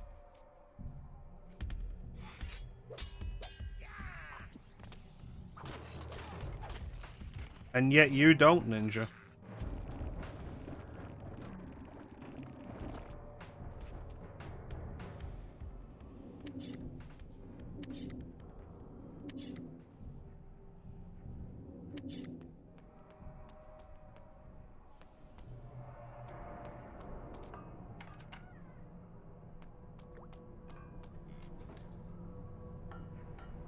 There's nothing here.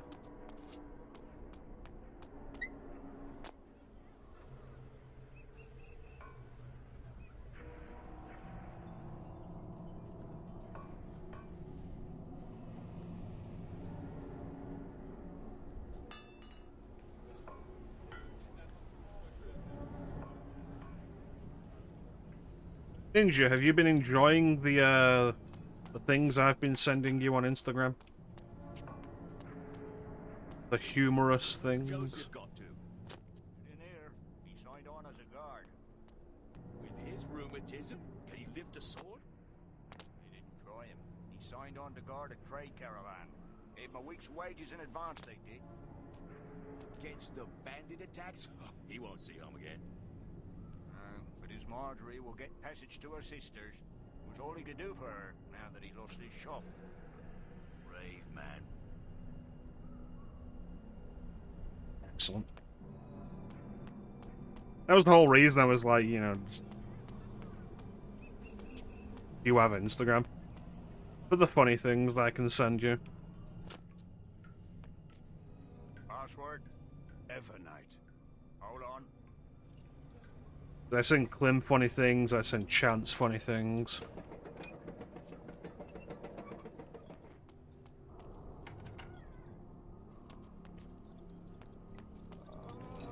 Help me! The fuck? Help me! Why are these people just here? Somebody help!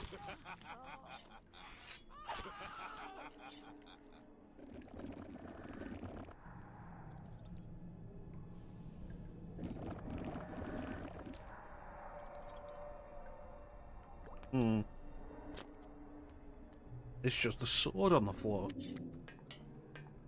Odd.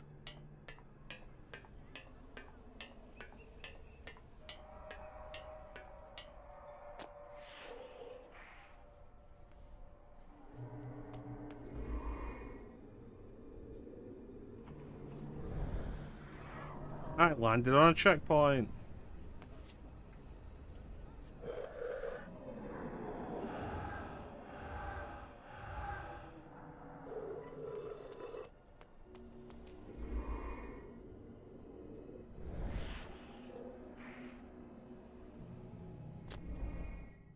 Time for some violence.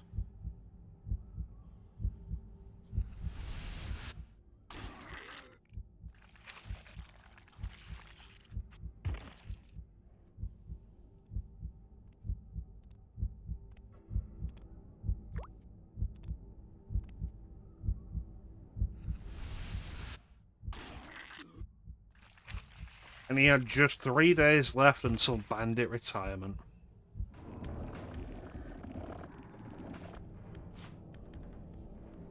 Such a shame.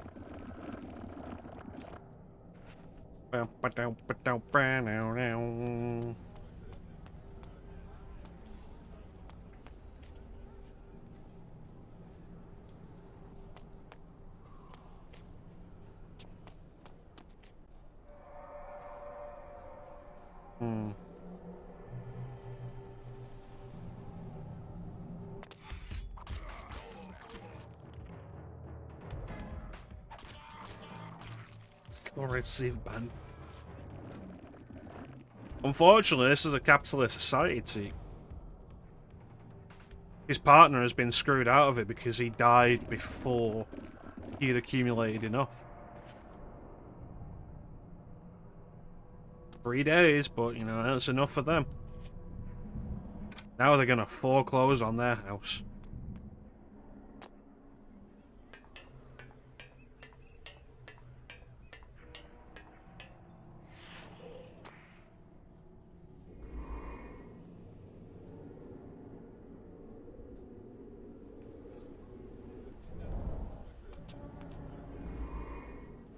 There we go.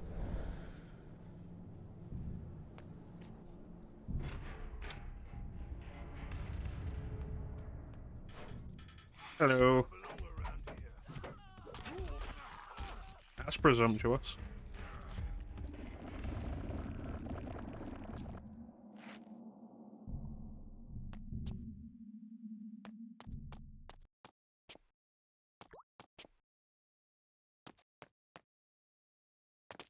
I miss the attention span of my youth.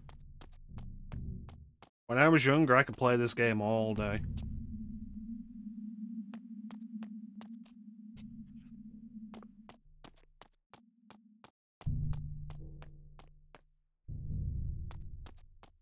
says we must move all these crates to the other side. What? We just... I know. He says it's to make way for more to come. Greedy bastard, we're about full already. Have you seen how his hand starts to twitch when he talks about money? Oh, the way his eyes gleam. Hey, what do you say we, We've taken our usual share already. He's getting greedier. Why shouldn't we? It's not like he pays us more than a pittance. You're right, and he'll never be the wiser.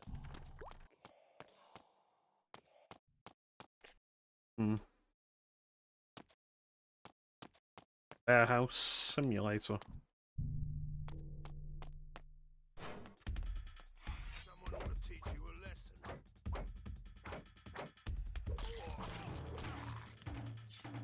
Break my goddamn sword on you.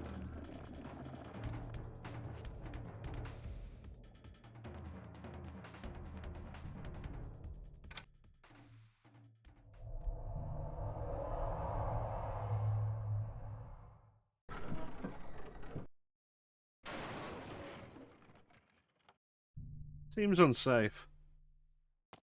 Somebody could get hurt.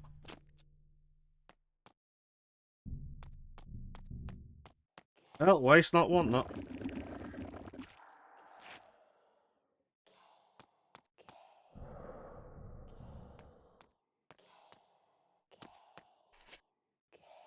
Oh, I saw a box then.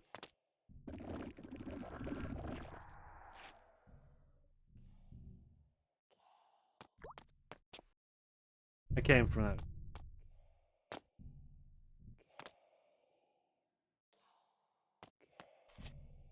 Wonder what was even in that box. Oh, there's a box.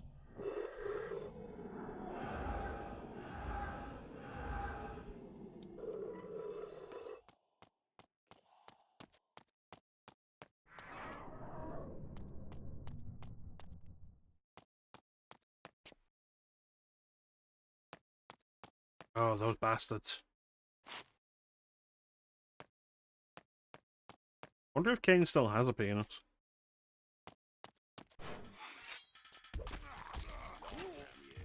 You know how vampires in Nosgoth work? Like, all the stuff they evolve over time, like, some of them undoubtedly have to evolve their dicks off. You think Malchiah still had a dick?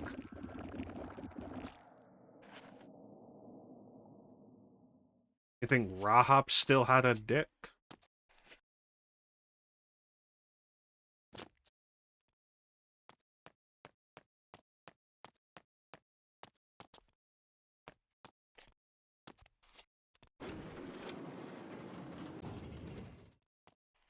Raziel definitely didn't have a dick. Though that wouldn't have been a case of evolving it off, that would have just been...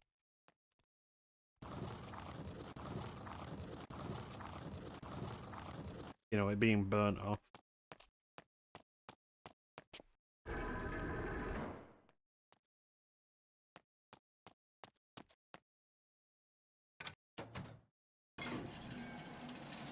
That is jittery. I'm actually a little surprised and impressed we've not run into any issues running this at 60 FPS. Because this cannot have been a game that was released at 60 FPS on original hardware. Not at all. Surely not. The mace just like, halfway into the wall. Someone ought to teach you a lesson.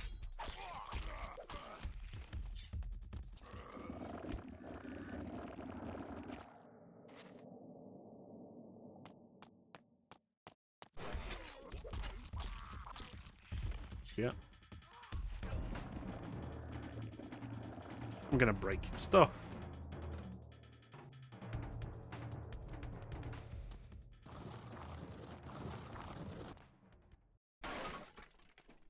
Just like that.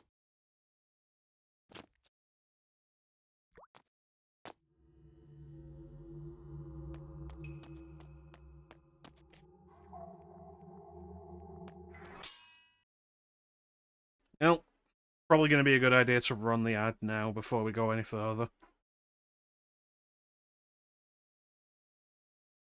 The only thing I know for real, there will be blood!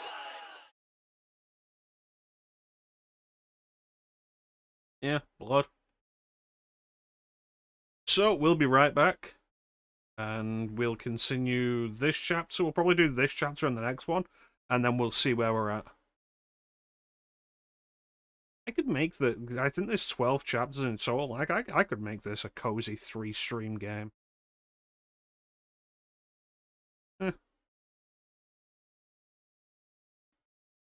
Go anywhere.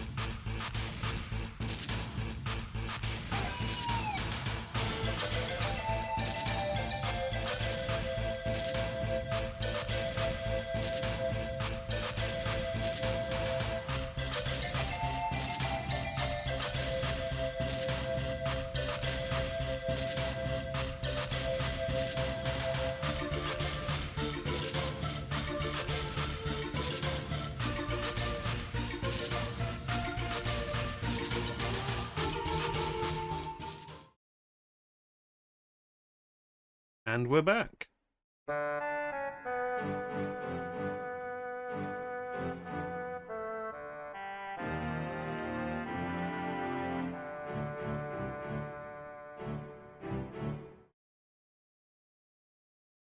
really love Alundra.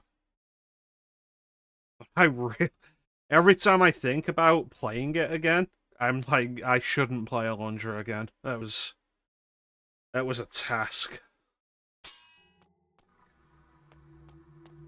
See, prove that you exist. And that I'm not just, like, sat in my bed, frothing at the mouth, imagining that this is happening.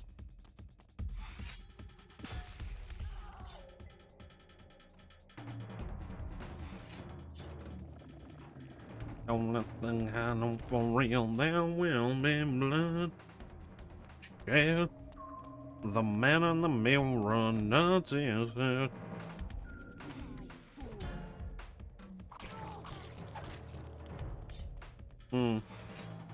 It's a good point. I've never seen Ninja and Teak at the same time. Wait a minute, yes I have.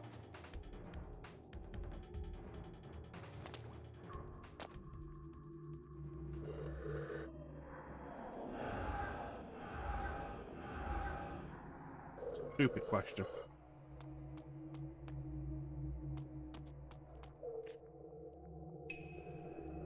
Water. What a way to go.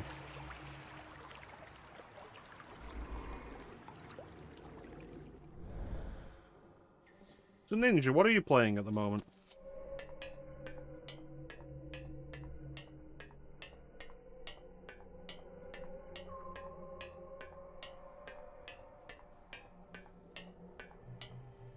Oh yeah, I did see that. I did see that you were playing that on my Steam friends list. Because we're Steam friends.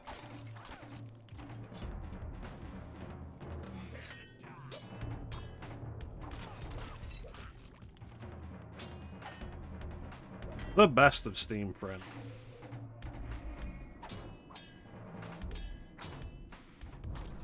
Fuck you then.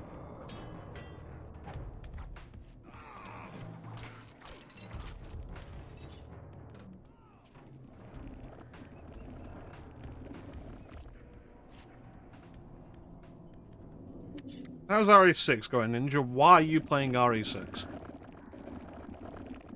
I feel like RE6 is one of those games that you can reasonably ask somebody why they're playing it.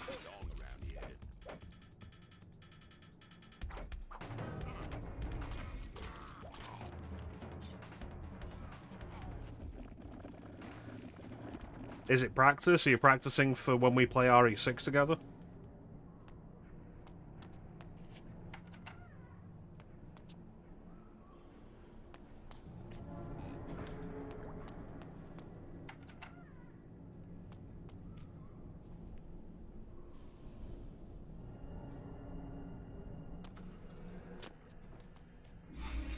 You've done RE6 before, right?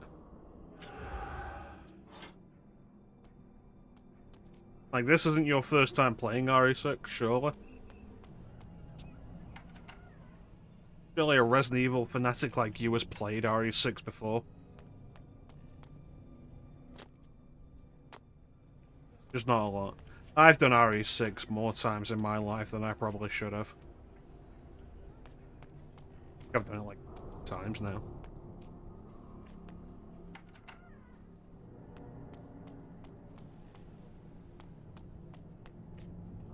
Hello.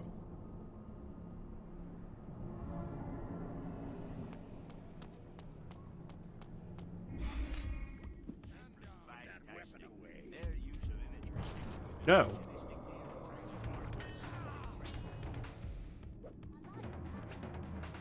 Think, have you even played RE6?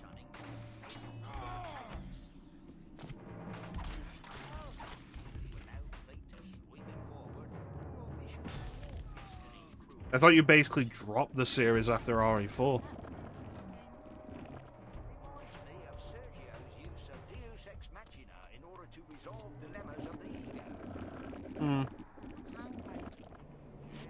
You know, I don't think you were on my list of people to rope into doing RE6 with. I know Klim was, and Ninja was, I think Amber was.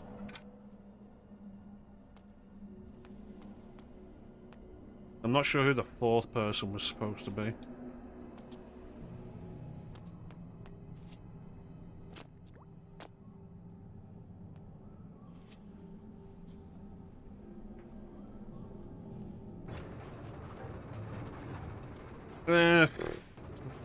It's honestly going to depend on when, Ninja.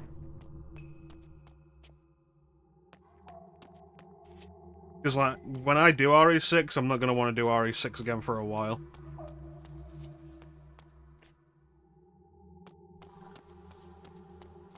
Ada's campaign is the worst.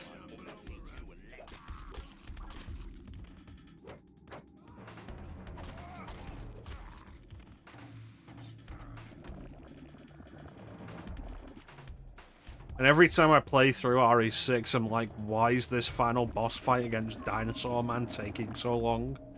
All you're doing is strafing it in a helicopter, and it goes on forever. Sometimes I wake up at night and imagine I'm still circle strafing that dinosaur dude.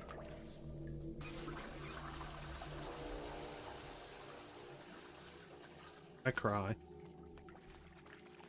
I gonna cry.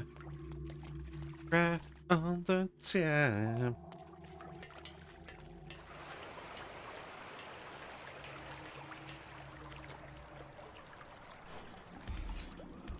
What do we have here?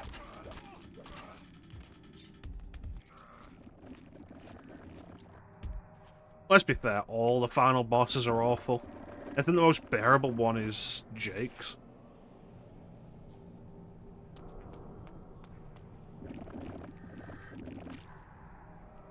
Even that's not good.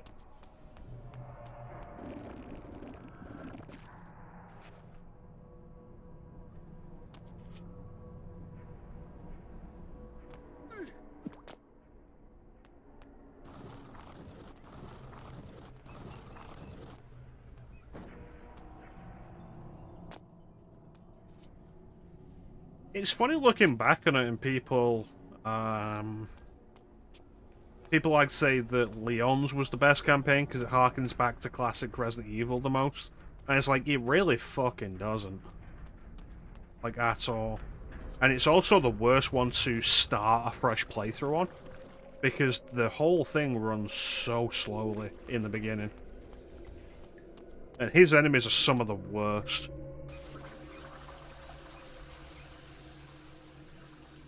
And a bunch of the situations you get put in. Like, Chris has a lot of problems, but people forgive too much of Leon's campaign.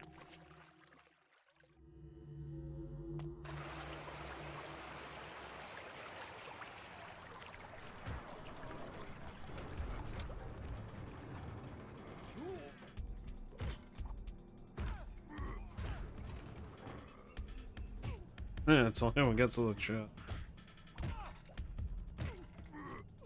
I'll tell you when we get under the church.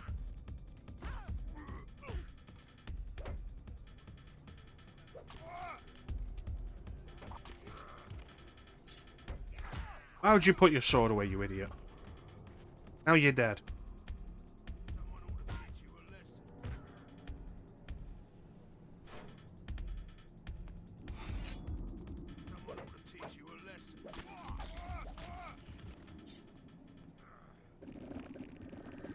Yeah, well, free blood.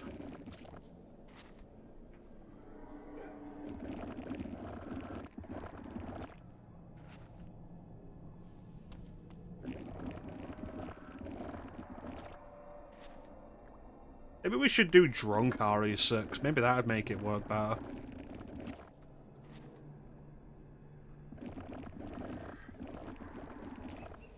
Like, there's a reason I've like just set Clem as being with me on the Chris campaign. I think Flame wanted to do that, and I was like, no, I'm getting Clem in on that.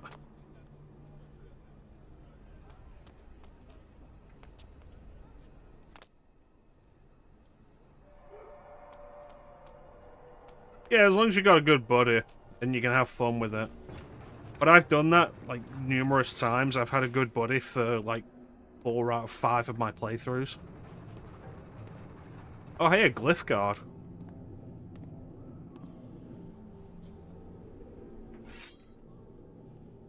What creature skulks there in the darkness? Step forth and die! I've not played it with you, Ninja. Have I? I don't think I have.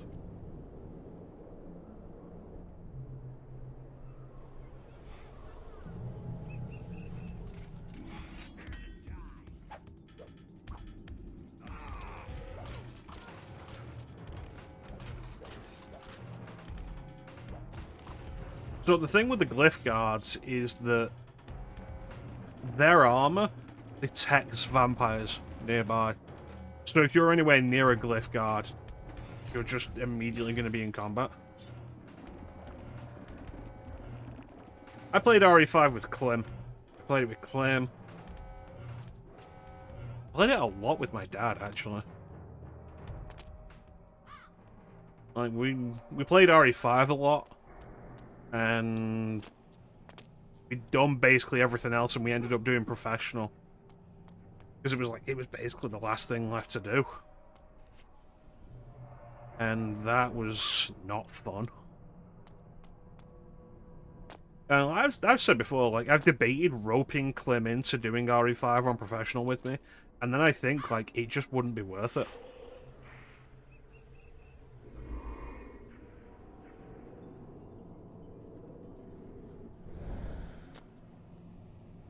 Oh, Teek's your best friend? Isn't that sweet, Teek?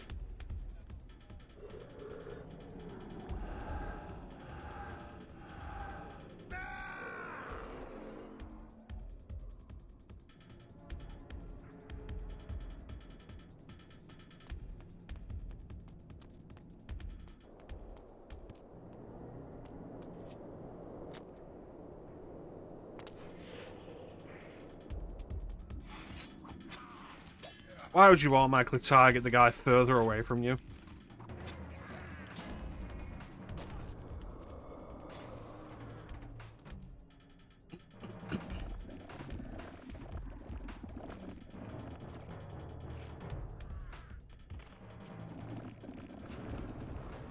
I think the AI is less stupid in 6 because 6 is a less complicated game.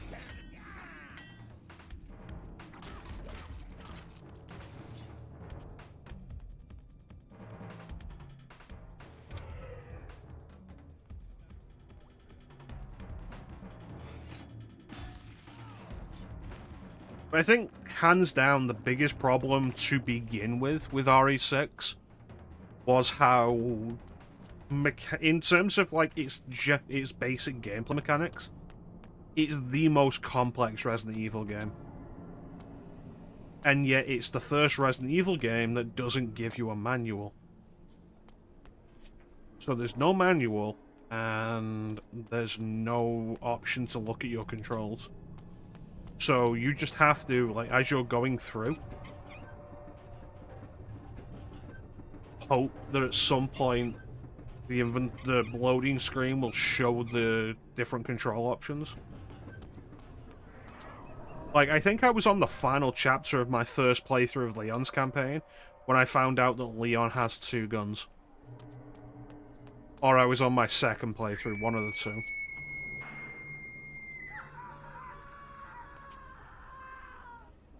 It was a stock screen. City Reformatory. The inventory is really bad. Like, it's amazing how the inventory got worse than RE5.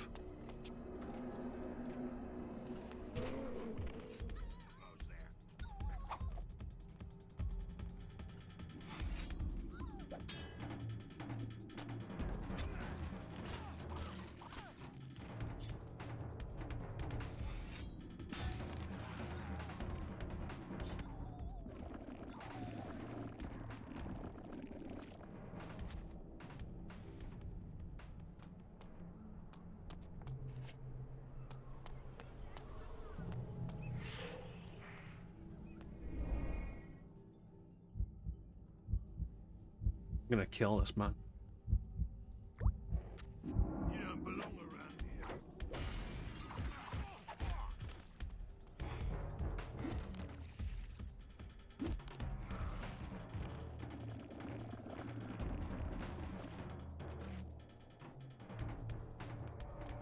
here. That Seraphine guard's body should still be there. I'll take his sword. There we go.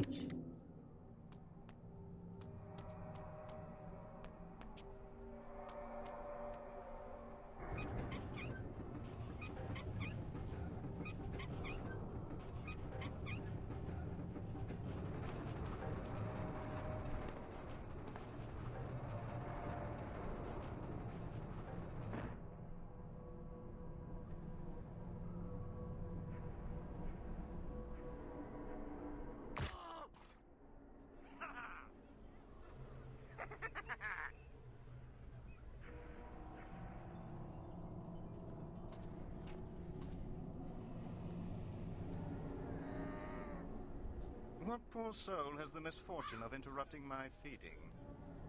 One who shares your thirst and your curse. Ah, a voice from the past. So, the rumors are true. Kain walks Nosgoth again. How do you know me, creature? How I would love to dispatch you here and now. And yet, I am required elsewhere. Good night. Wait!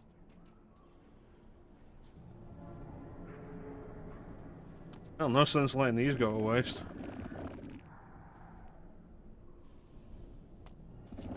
It's like the Batman Who Laughs like 20 years before it happened in the comics.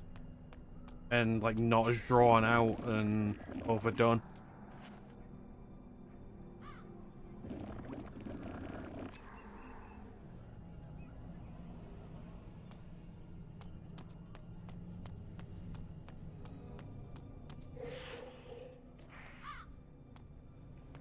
Nothing like comics to like present you with an idea that you think is actually kind of cool, and then make you hate that idea.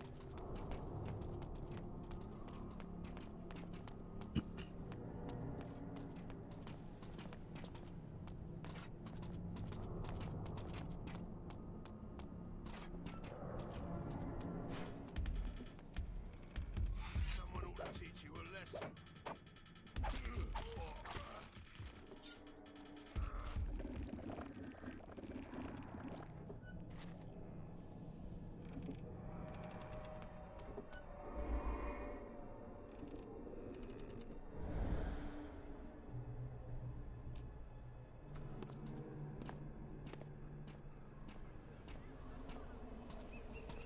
How do you like my handiwork, Kain? It's been a good night's feeding. You're a sloppy butcher, vampire. You jeopardize your presence by such bloodletting. But it isn't my presence that's in danger, Kain. It's yours. You serve the Sarafan, then? I serve no one but myself. Ah, I'd forgotten how much I loathe your arrogant tone. It will be a pleasure to silence it for good. We shall meet again soon enough.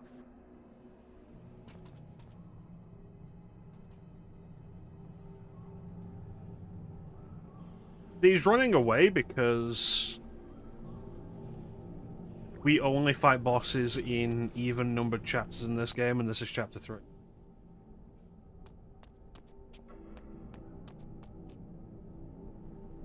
Yeah, like I say, the concept isn't a bad thing. It's actually a really cool idea. The problem is how massively overdone the Batman Who Laughs in particular is.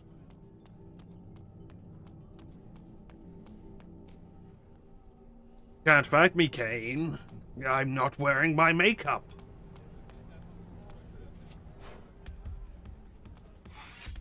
Someone ought to teach you a lesson. It also becomes another example of just how overdone the Joker is as well. It's like, hey, what if the Joker but Batman? It's like, can we stop making out this clown is the biggest threat in the DC universe, please?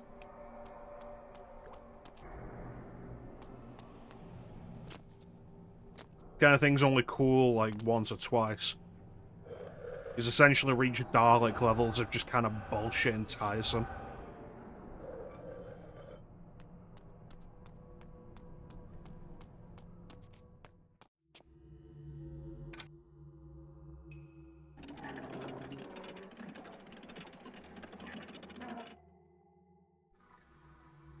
One thing I did like about the Dark Universe, though, thinking on...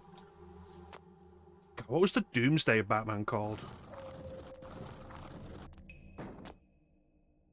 The Annihilator or something? Something Todd McFarlane would have come up with.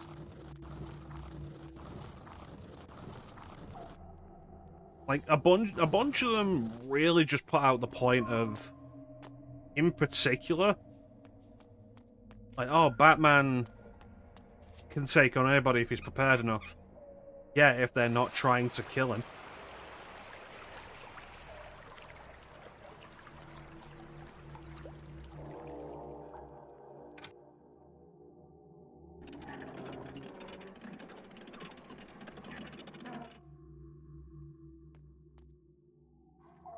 Yeah, that universe where Superman just goes evil and kills Lois Lane and then basically everybody. And it's just Batman left standing against them.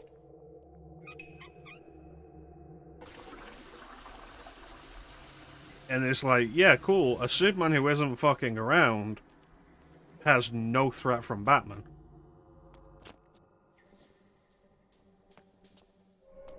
Because why would he?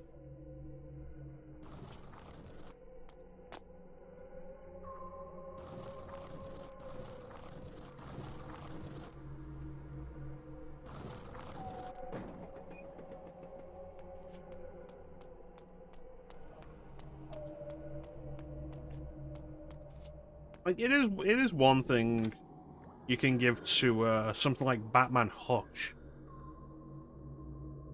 Whereas, like, yeah, Batman versus Superman. Batman's just straight up like, the only reason I'm still alive is because he isn't trying to kill me. Because he is a good guy.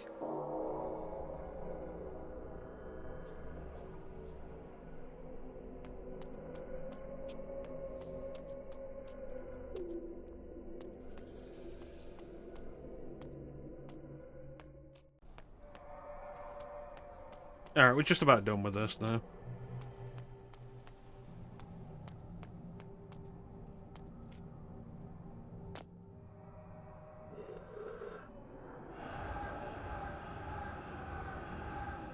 So here's a fun thing for you. Glyphs? Like, these glyph wards only affect vampires. This glyph ward only blocks off access to... what is it? Blue Flower? The Blue Lady Curios. The Blue Lady Curios is the vampire resistance hideout. You think the Seraphan know they're here?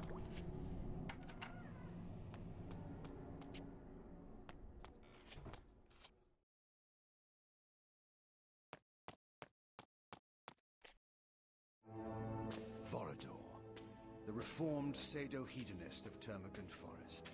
I had met him once before in his new role of patriarch. I still knew not to trust him. Ah yes, who but the father of vampires would lead the resistance? I am honored, Vorador. I need no false courtesies from you, Kain. We are allies only by necessity. But you are welcome to Sanctuary. It has not the splendor of your former castle, but I suppose it will have to do. It serves, but time is short. The Seraphan's power grows by the day. Soon our every haven will be destroyed. We are facing extinction once again. They thought once before they had destroyed us. Yet you proved them wrong. You created a new race, something I could never do. And from that race, I had my army. Now we are divided and dying. Then rouse yourself. Make more of our kind. It takes time and energy to create a vampire. I have not the strength. No. As Umar told you, we must kill the Seraphan Lord. When he is dead, their power will crumble. You have come far already, Kain, and proven to be our greatest ally. We must plan our attack. Vorador, What is it? the worst has befallen. Forgive me, sire. Uma has been taken. Taken? How? Uma was searching the main building in the industrial quarter, as you asked. I stood guard outside. She whispered to me that she had found something important. What was it? I do not know. Before she could tell me, she was discovered by Seraphan Knights. I went to help her, but there were guards everywhere. I could not reach her. I heard them say she would be brought to the Seraphan Keep for public execution. No! Then, the guards were upon me, and I was forced to flee. We need her information. We need to save her life, Kain. Yes, of course. So, I am to rescue her, sire. Our kind cannot approach the keep. We would be instantly discovered. You have the power to disguise your presence, but the chief entrance to the keep is far too heavily guarded. You must speak with the Bishop of Meridian. A bishop allies with us. The promise of immortality can be very persuasive for a bishop whose faith in an afterlife is wanting. The bishop knows a secret entrance to the Seraphan Keep. You will find him in the upper city. Tell him I sent you, and he will give you access to the keep. And if Uma is dead when I reach her? Then her discovery dies with her, and with it, our hope. Go now, Kain, and find the bishop. Uma's life depends on you, as do we all.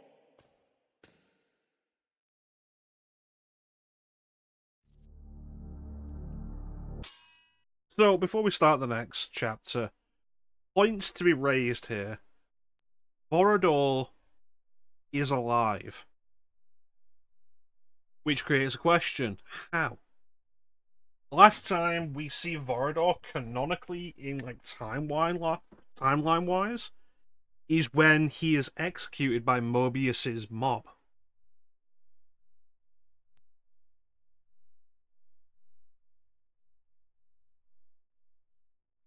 Which happens during the events of Blood Omen in the new timeline created after Kain's murder of William the Just. It's that specific act that leaves Kain as the last vampire in Nosgoth, which is the catalyst of his choice to sacrifice himself to save the pillars. Oh, the stream's disconnected.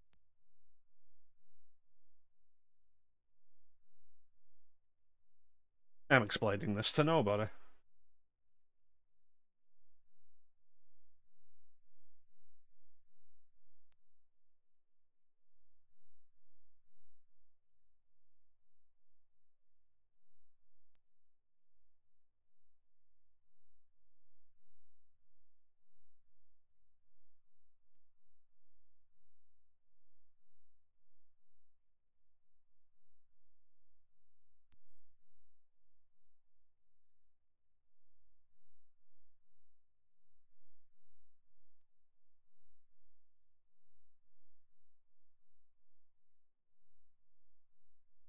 There we go.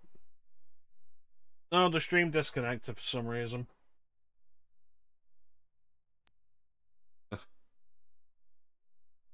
Anyway, as I was saying, Vorador's alive, and that raises the question of how. Because the last time we saw Vorador in terms of, like, the timeline is when he was executed, beheaded by Mobius during his genocidal campaign against the vampires. Which was an act that left Kain as the sole vampire left in Nosgoth. Which was incredibly important because it meant that his choice was to either sacrifice himself and render vampires extinct, or damn the pillars. So Vorador being alive is a big deal.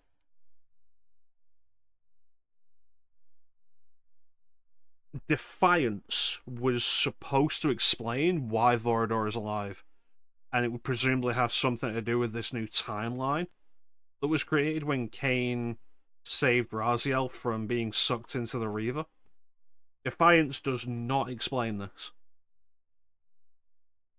Which is why I bring this up now. It's a big deal, and we never got an answer for why Vorador is alive.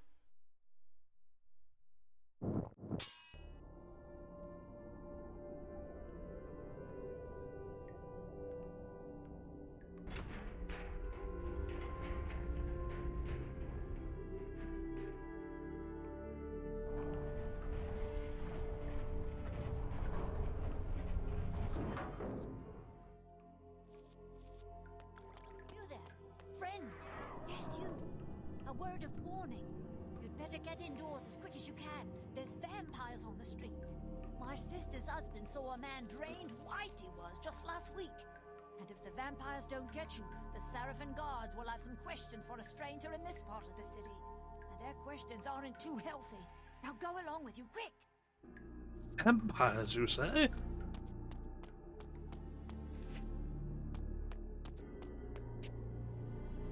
But sir, did you know there are vampires? Please protect me.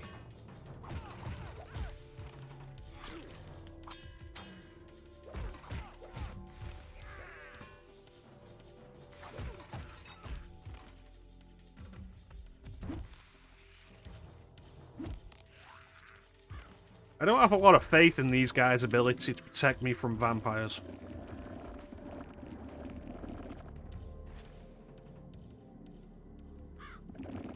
Yeah, Ninja, did you catch my explanation of why Vorador being here is so important?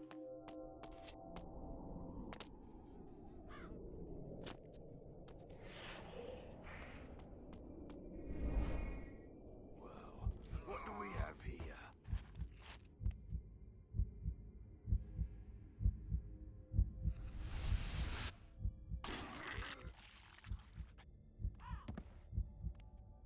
What about the second time?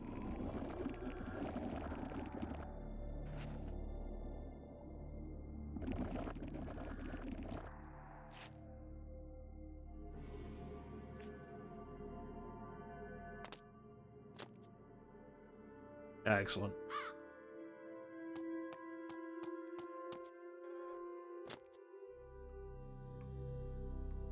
Pretty much. We were promised an explanation in Defiance that never came. The rumors speak true. Thank you, Ninja. Marcus, my old friend. A poor choice of words, Kain. We were not friends.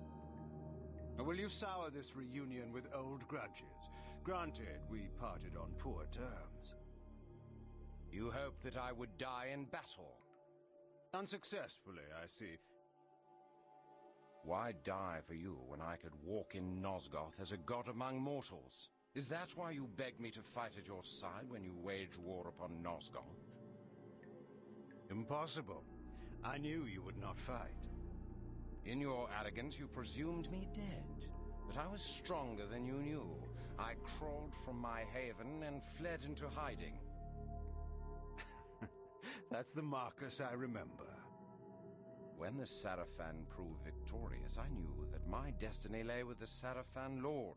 I offered myself to the winning side. I always knew you for a sneaking, cowardly opportunist. How unfortunate that my poor aim caused you so much suffering. This time, you will die completely, I promise you. No, Kain. Once more you underestimate me. The dark gifts manifest differently in each of us. Over the years during your absence, my powers have increased enormously. I now have the power to charm all living things, to subjugate their minds and make them do my bidding. You will kneel to me, Kain, and the Sarafan Lord will be pleased with my new slave. Now, obey me. What? Impossible. What manner of creatures have you been practicing on?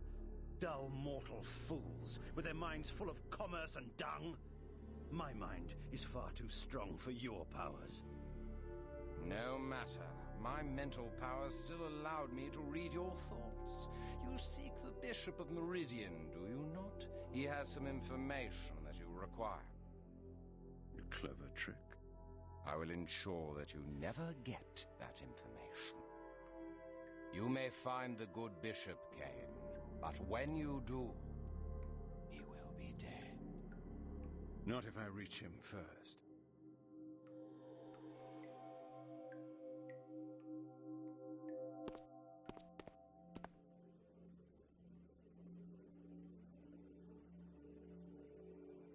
Oh, this is different.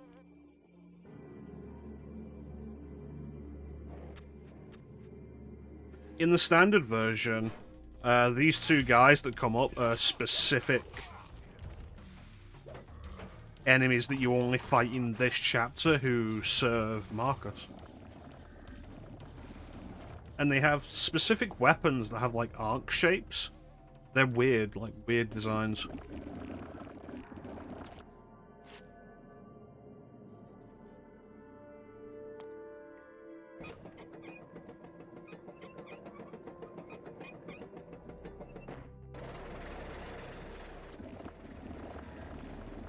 I wonder if we're just not going to see them.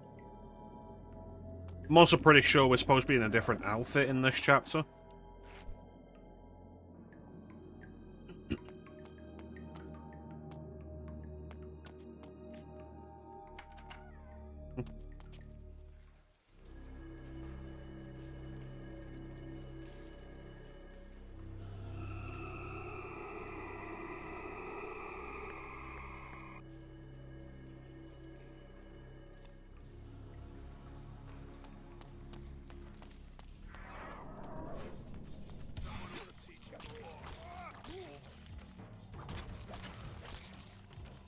These guys aren't very impressive.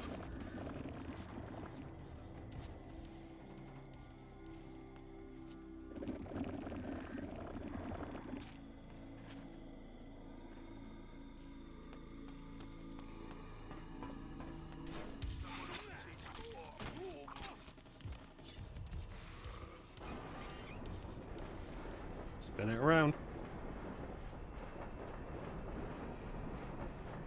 Spin a Rooney.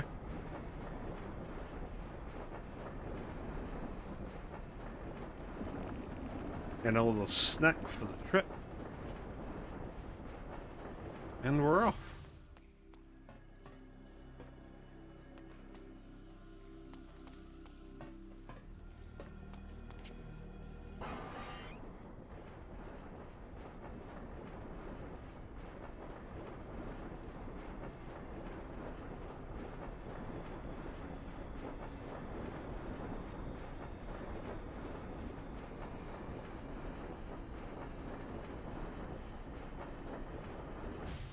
Excellent.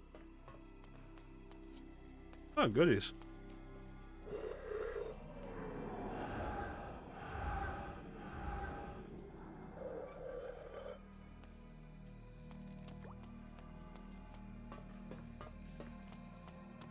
So, this fella taps me on the shoulder. Right there in the Red Raven? That's right. But I could tell he didn't belong there. Nice hands he had, and that look in his eye like he reads too much. Oh, a swell, was he? That's right. And he tells me he'll give me a tenner if I follow his wife of an evening and kill the man she meets. And guess who it was? Who? A priest at the cathedral. She was going there every night to pray for her son who's run off somewhere. Wow. What did you do? What do you think? What I've been paid to do? I'm not one to spit at a tenner. Is it time yet? No. Wait till that light up there goes out. The gentry never think. They invite you to their house, and what? Do they think you just go away after that? And there's lots of silver, you say? And the woman has jewels? Hidden in the same place. Can you believe it? Well, we'll just have to teach them a lesson about that. They should thank us for it. Well, what do we have here?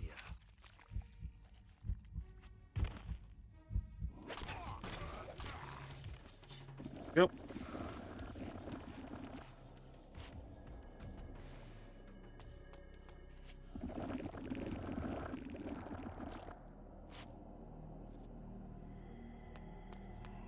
I guess I'm taking your sword then. I don't know where his went.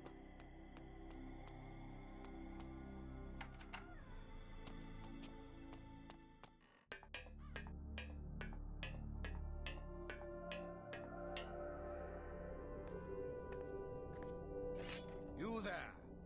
You are to conduct me to the bishop's manor on the instant. We were told to be on the lookout for a vampire. Not me, you fool. You know me. Kain. Kain is the one you seek. Well, he's not gonna stop and tell us his name. You're to kill him on sight. Those are our orders.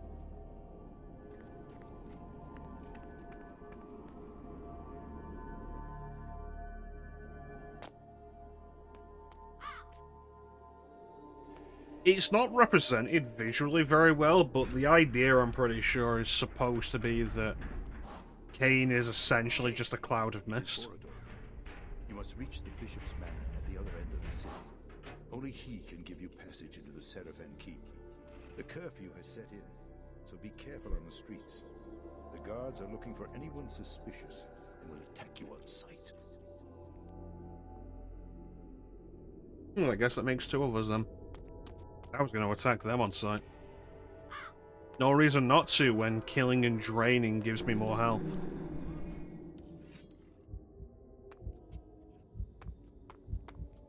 Yeah, I think the idea is, like, the mist is supposed to be thicker. While we're in this mist, we are mist.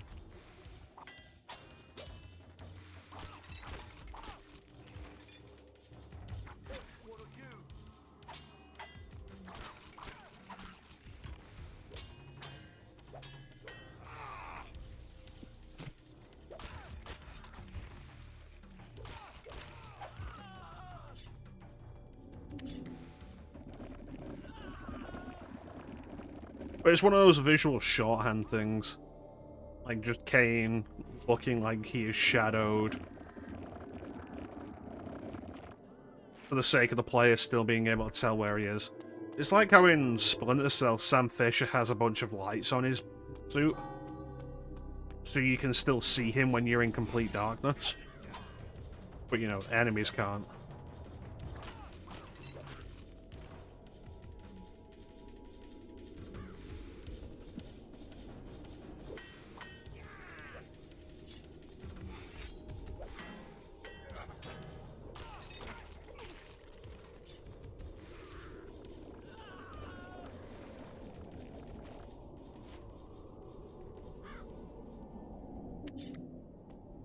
I wouldn't be against playing through Splinter Cell Chaos Theory on stream.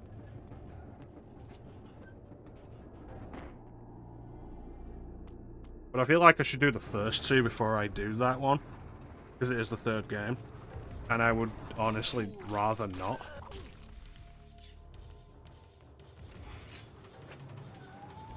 We'll see. See if I ever get there.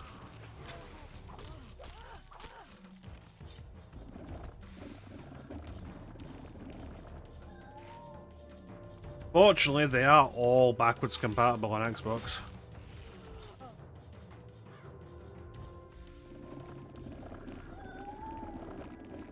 And I emphasize all because both versions of Splinter Cell Double Agent are on there.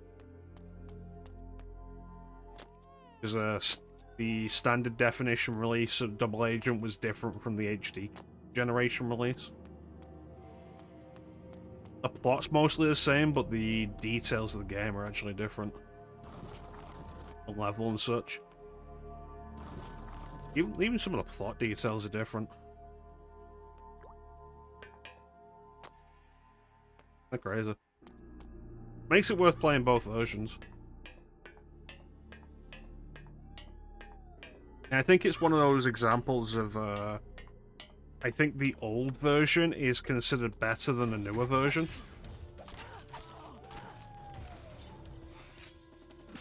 Oh, you got the version that came out on Xbox and PS2. And I think it's considered better than the version that came out on Xbox 360 and PS3.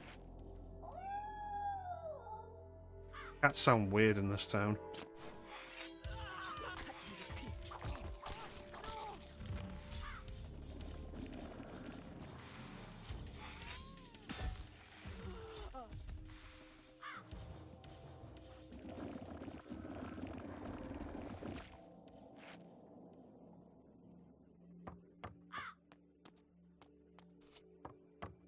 Look at the size of this door.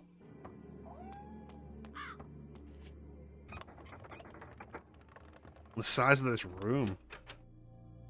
If the downstairs is as tall as this as well, like, I imagine you could probably get a whole third floor in, maybe fourth floor.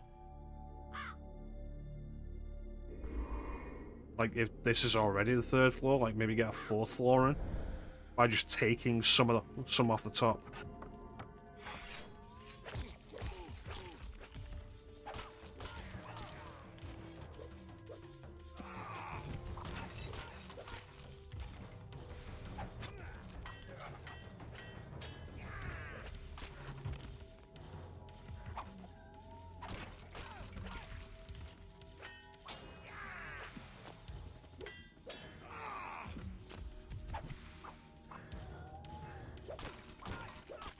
Oh.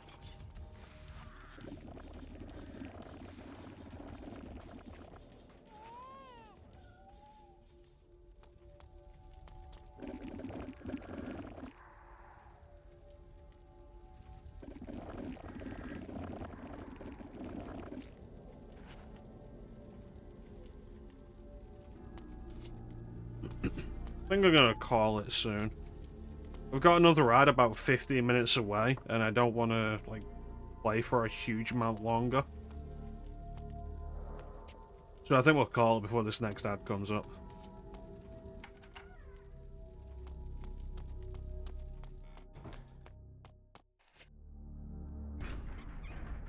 Probably the next checkpoint after that.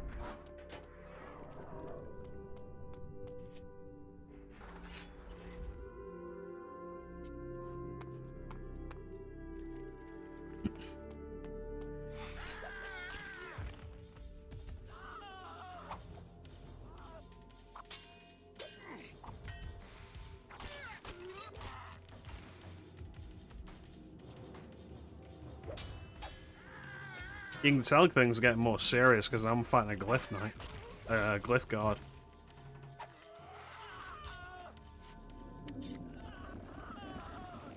The game, like, gradually scales up enemy types as we go. Like, we've mostly been fighting bandits in the last few stages, then in the last chapter we started fighting Sarafan guards. And now we've come up against the Glyph Guard.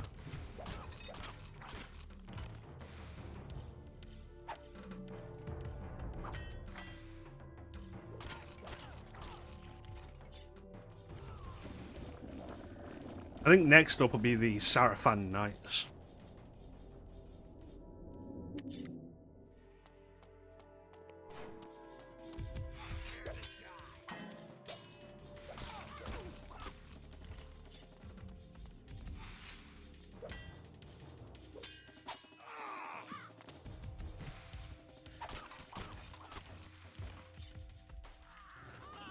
The Sarafan Knights are huge.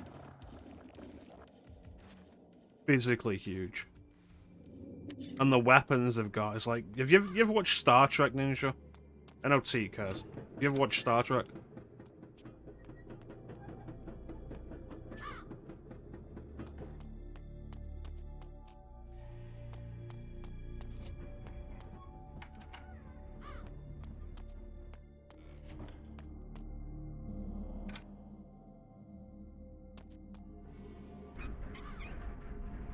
Probably any Star Trek post TNG, like TNG or beyond.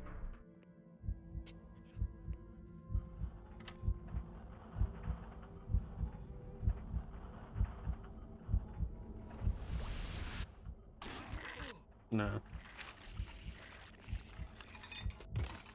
Well, the Sarafan Knights have like these huge axe weapons that kind of remind me of the Klingon Basilisks. But thinking about it, they're probably not all that similar, honestly.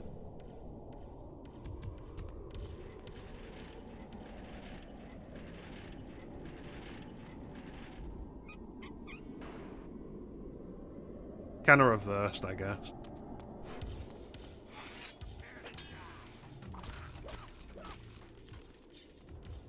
I do like the detail that the armor glows when they detect a vampire. In the console version, they just got an orange aura around them when they detected them. But this looks really neat.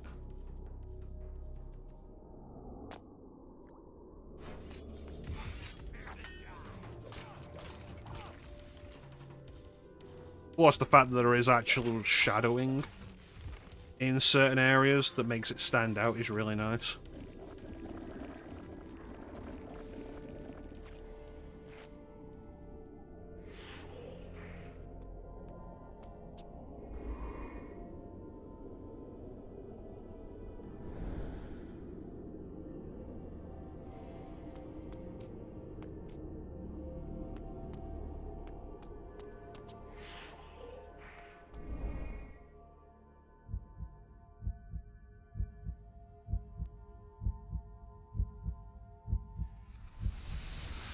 Oh. This man is now dead.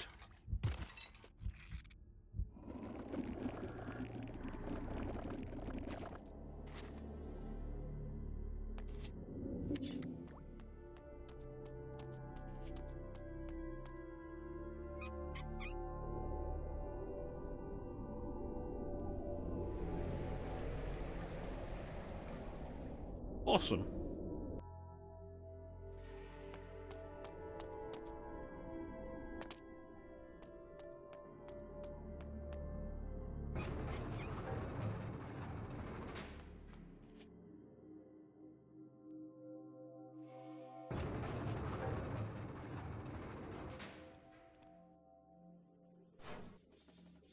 Did you assume this was going to be a trap for me?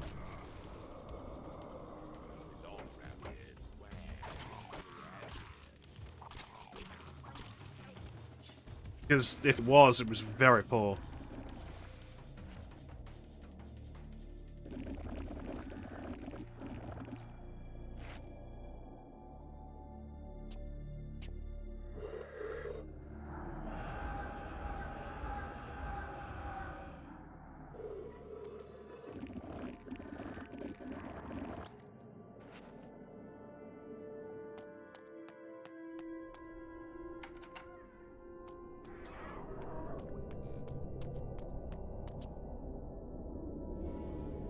Yeah. It's like, I'm not locked in here with you. You've just made it so I have nowhere to go but through you.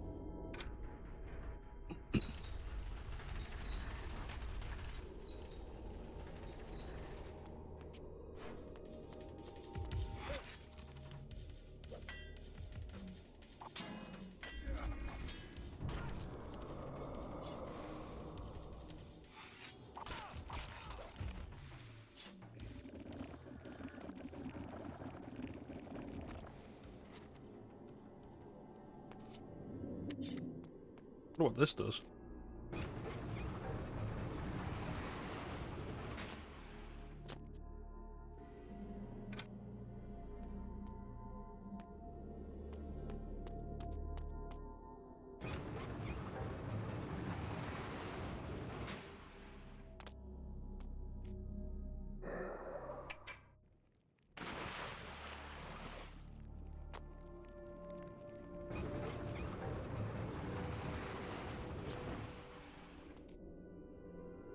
Hmm.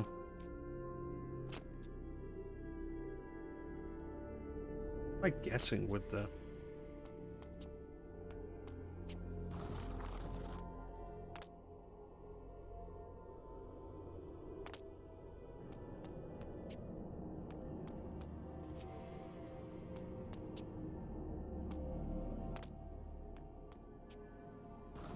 What am I guessing with the... Oh, I'm holding the gate open. I forgot how many puzzles in this game are just like, hold this thing open.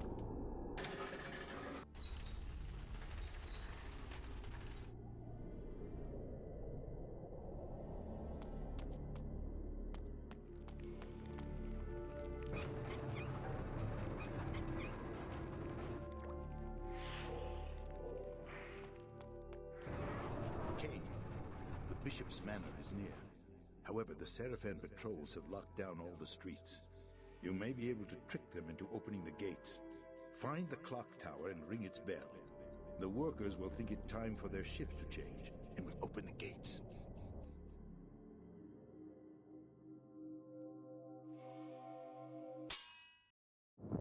Yeah, I think this is where we're gonna call it.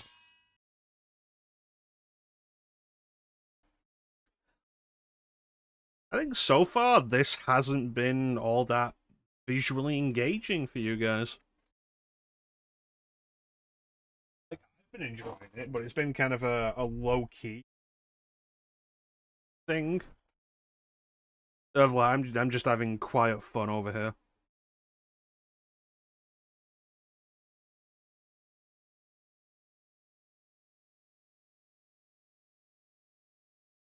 Anyway.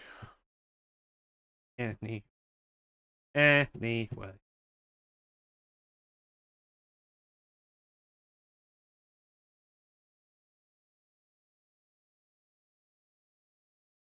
You say that, but I feel like there's been very little story in this game, coming off how heavy Soul Reaver 2 was with it. I feel like the gameplay has been the primary experience, and I'm not sure the gameplay has been very visually engaging.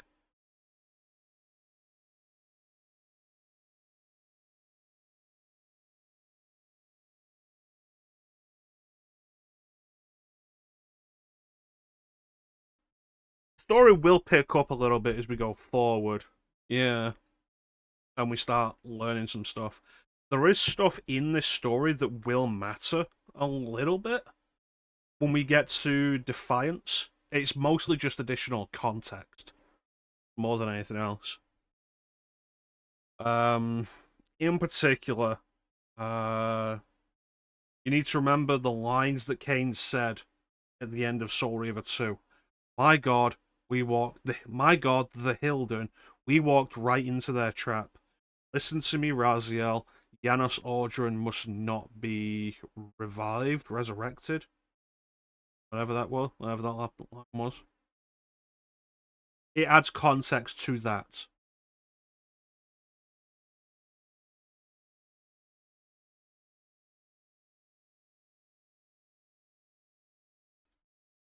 Because the end of Soul Reaver 2, like, we don't know what the Hilden are when Kain says that.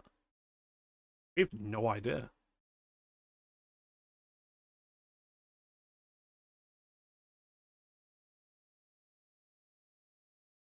But yeah, that's going to do it for us for today. I want to thank everybody for joining the stream. I always really appreciate the support. Big special thank you to everybody in the chat. Chat is always the best part of the stream. Clem, Flame, Chance, Ninja, Teak, the resub. Thank you so much for that. We will be back, I believe, on Sunday, where we'll continue this. And maybe I'll be in more of a mood to just like go long, like go for a while with it. We'll have to see.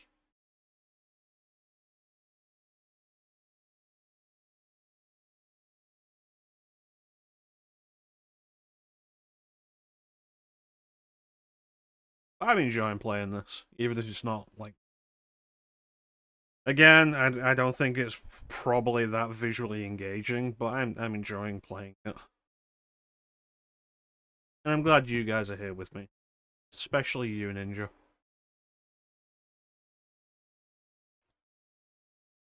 But yeah, that's pretty much it. So there's not really anything else to say, except thank you all for watching. Have yourselves a fantastic time of day. And yeah. We'll catch you next time, guys. Bye.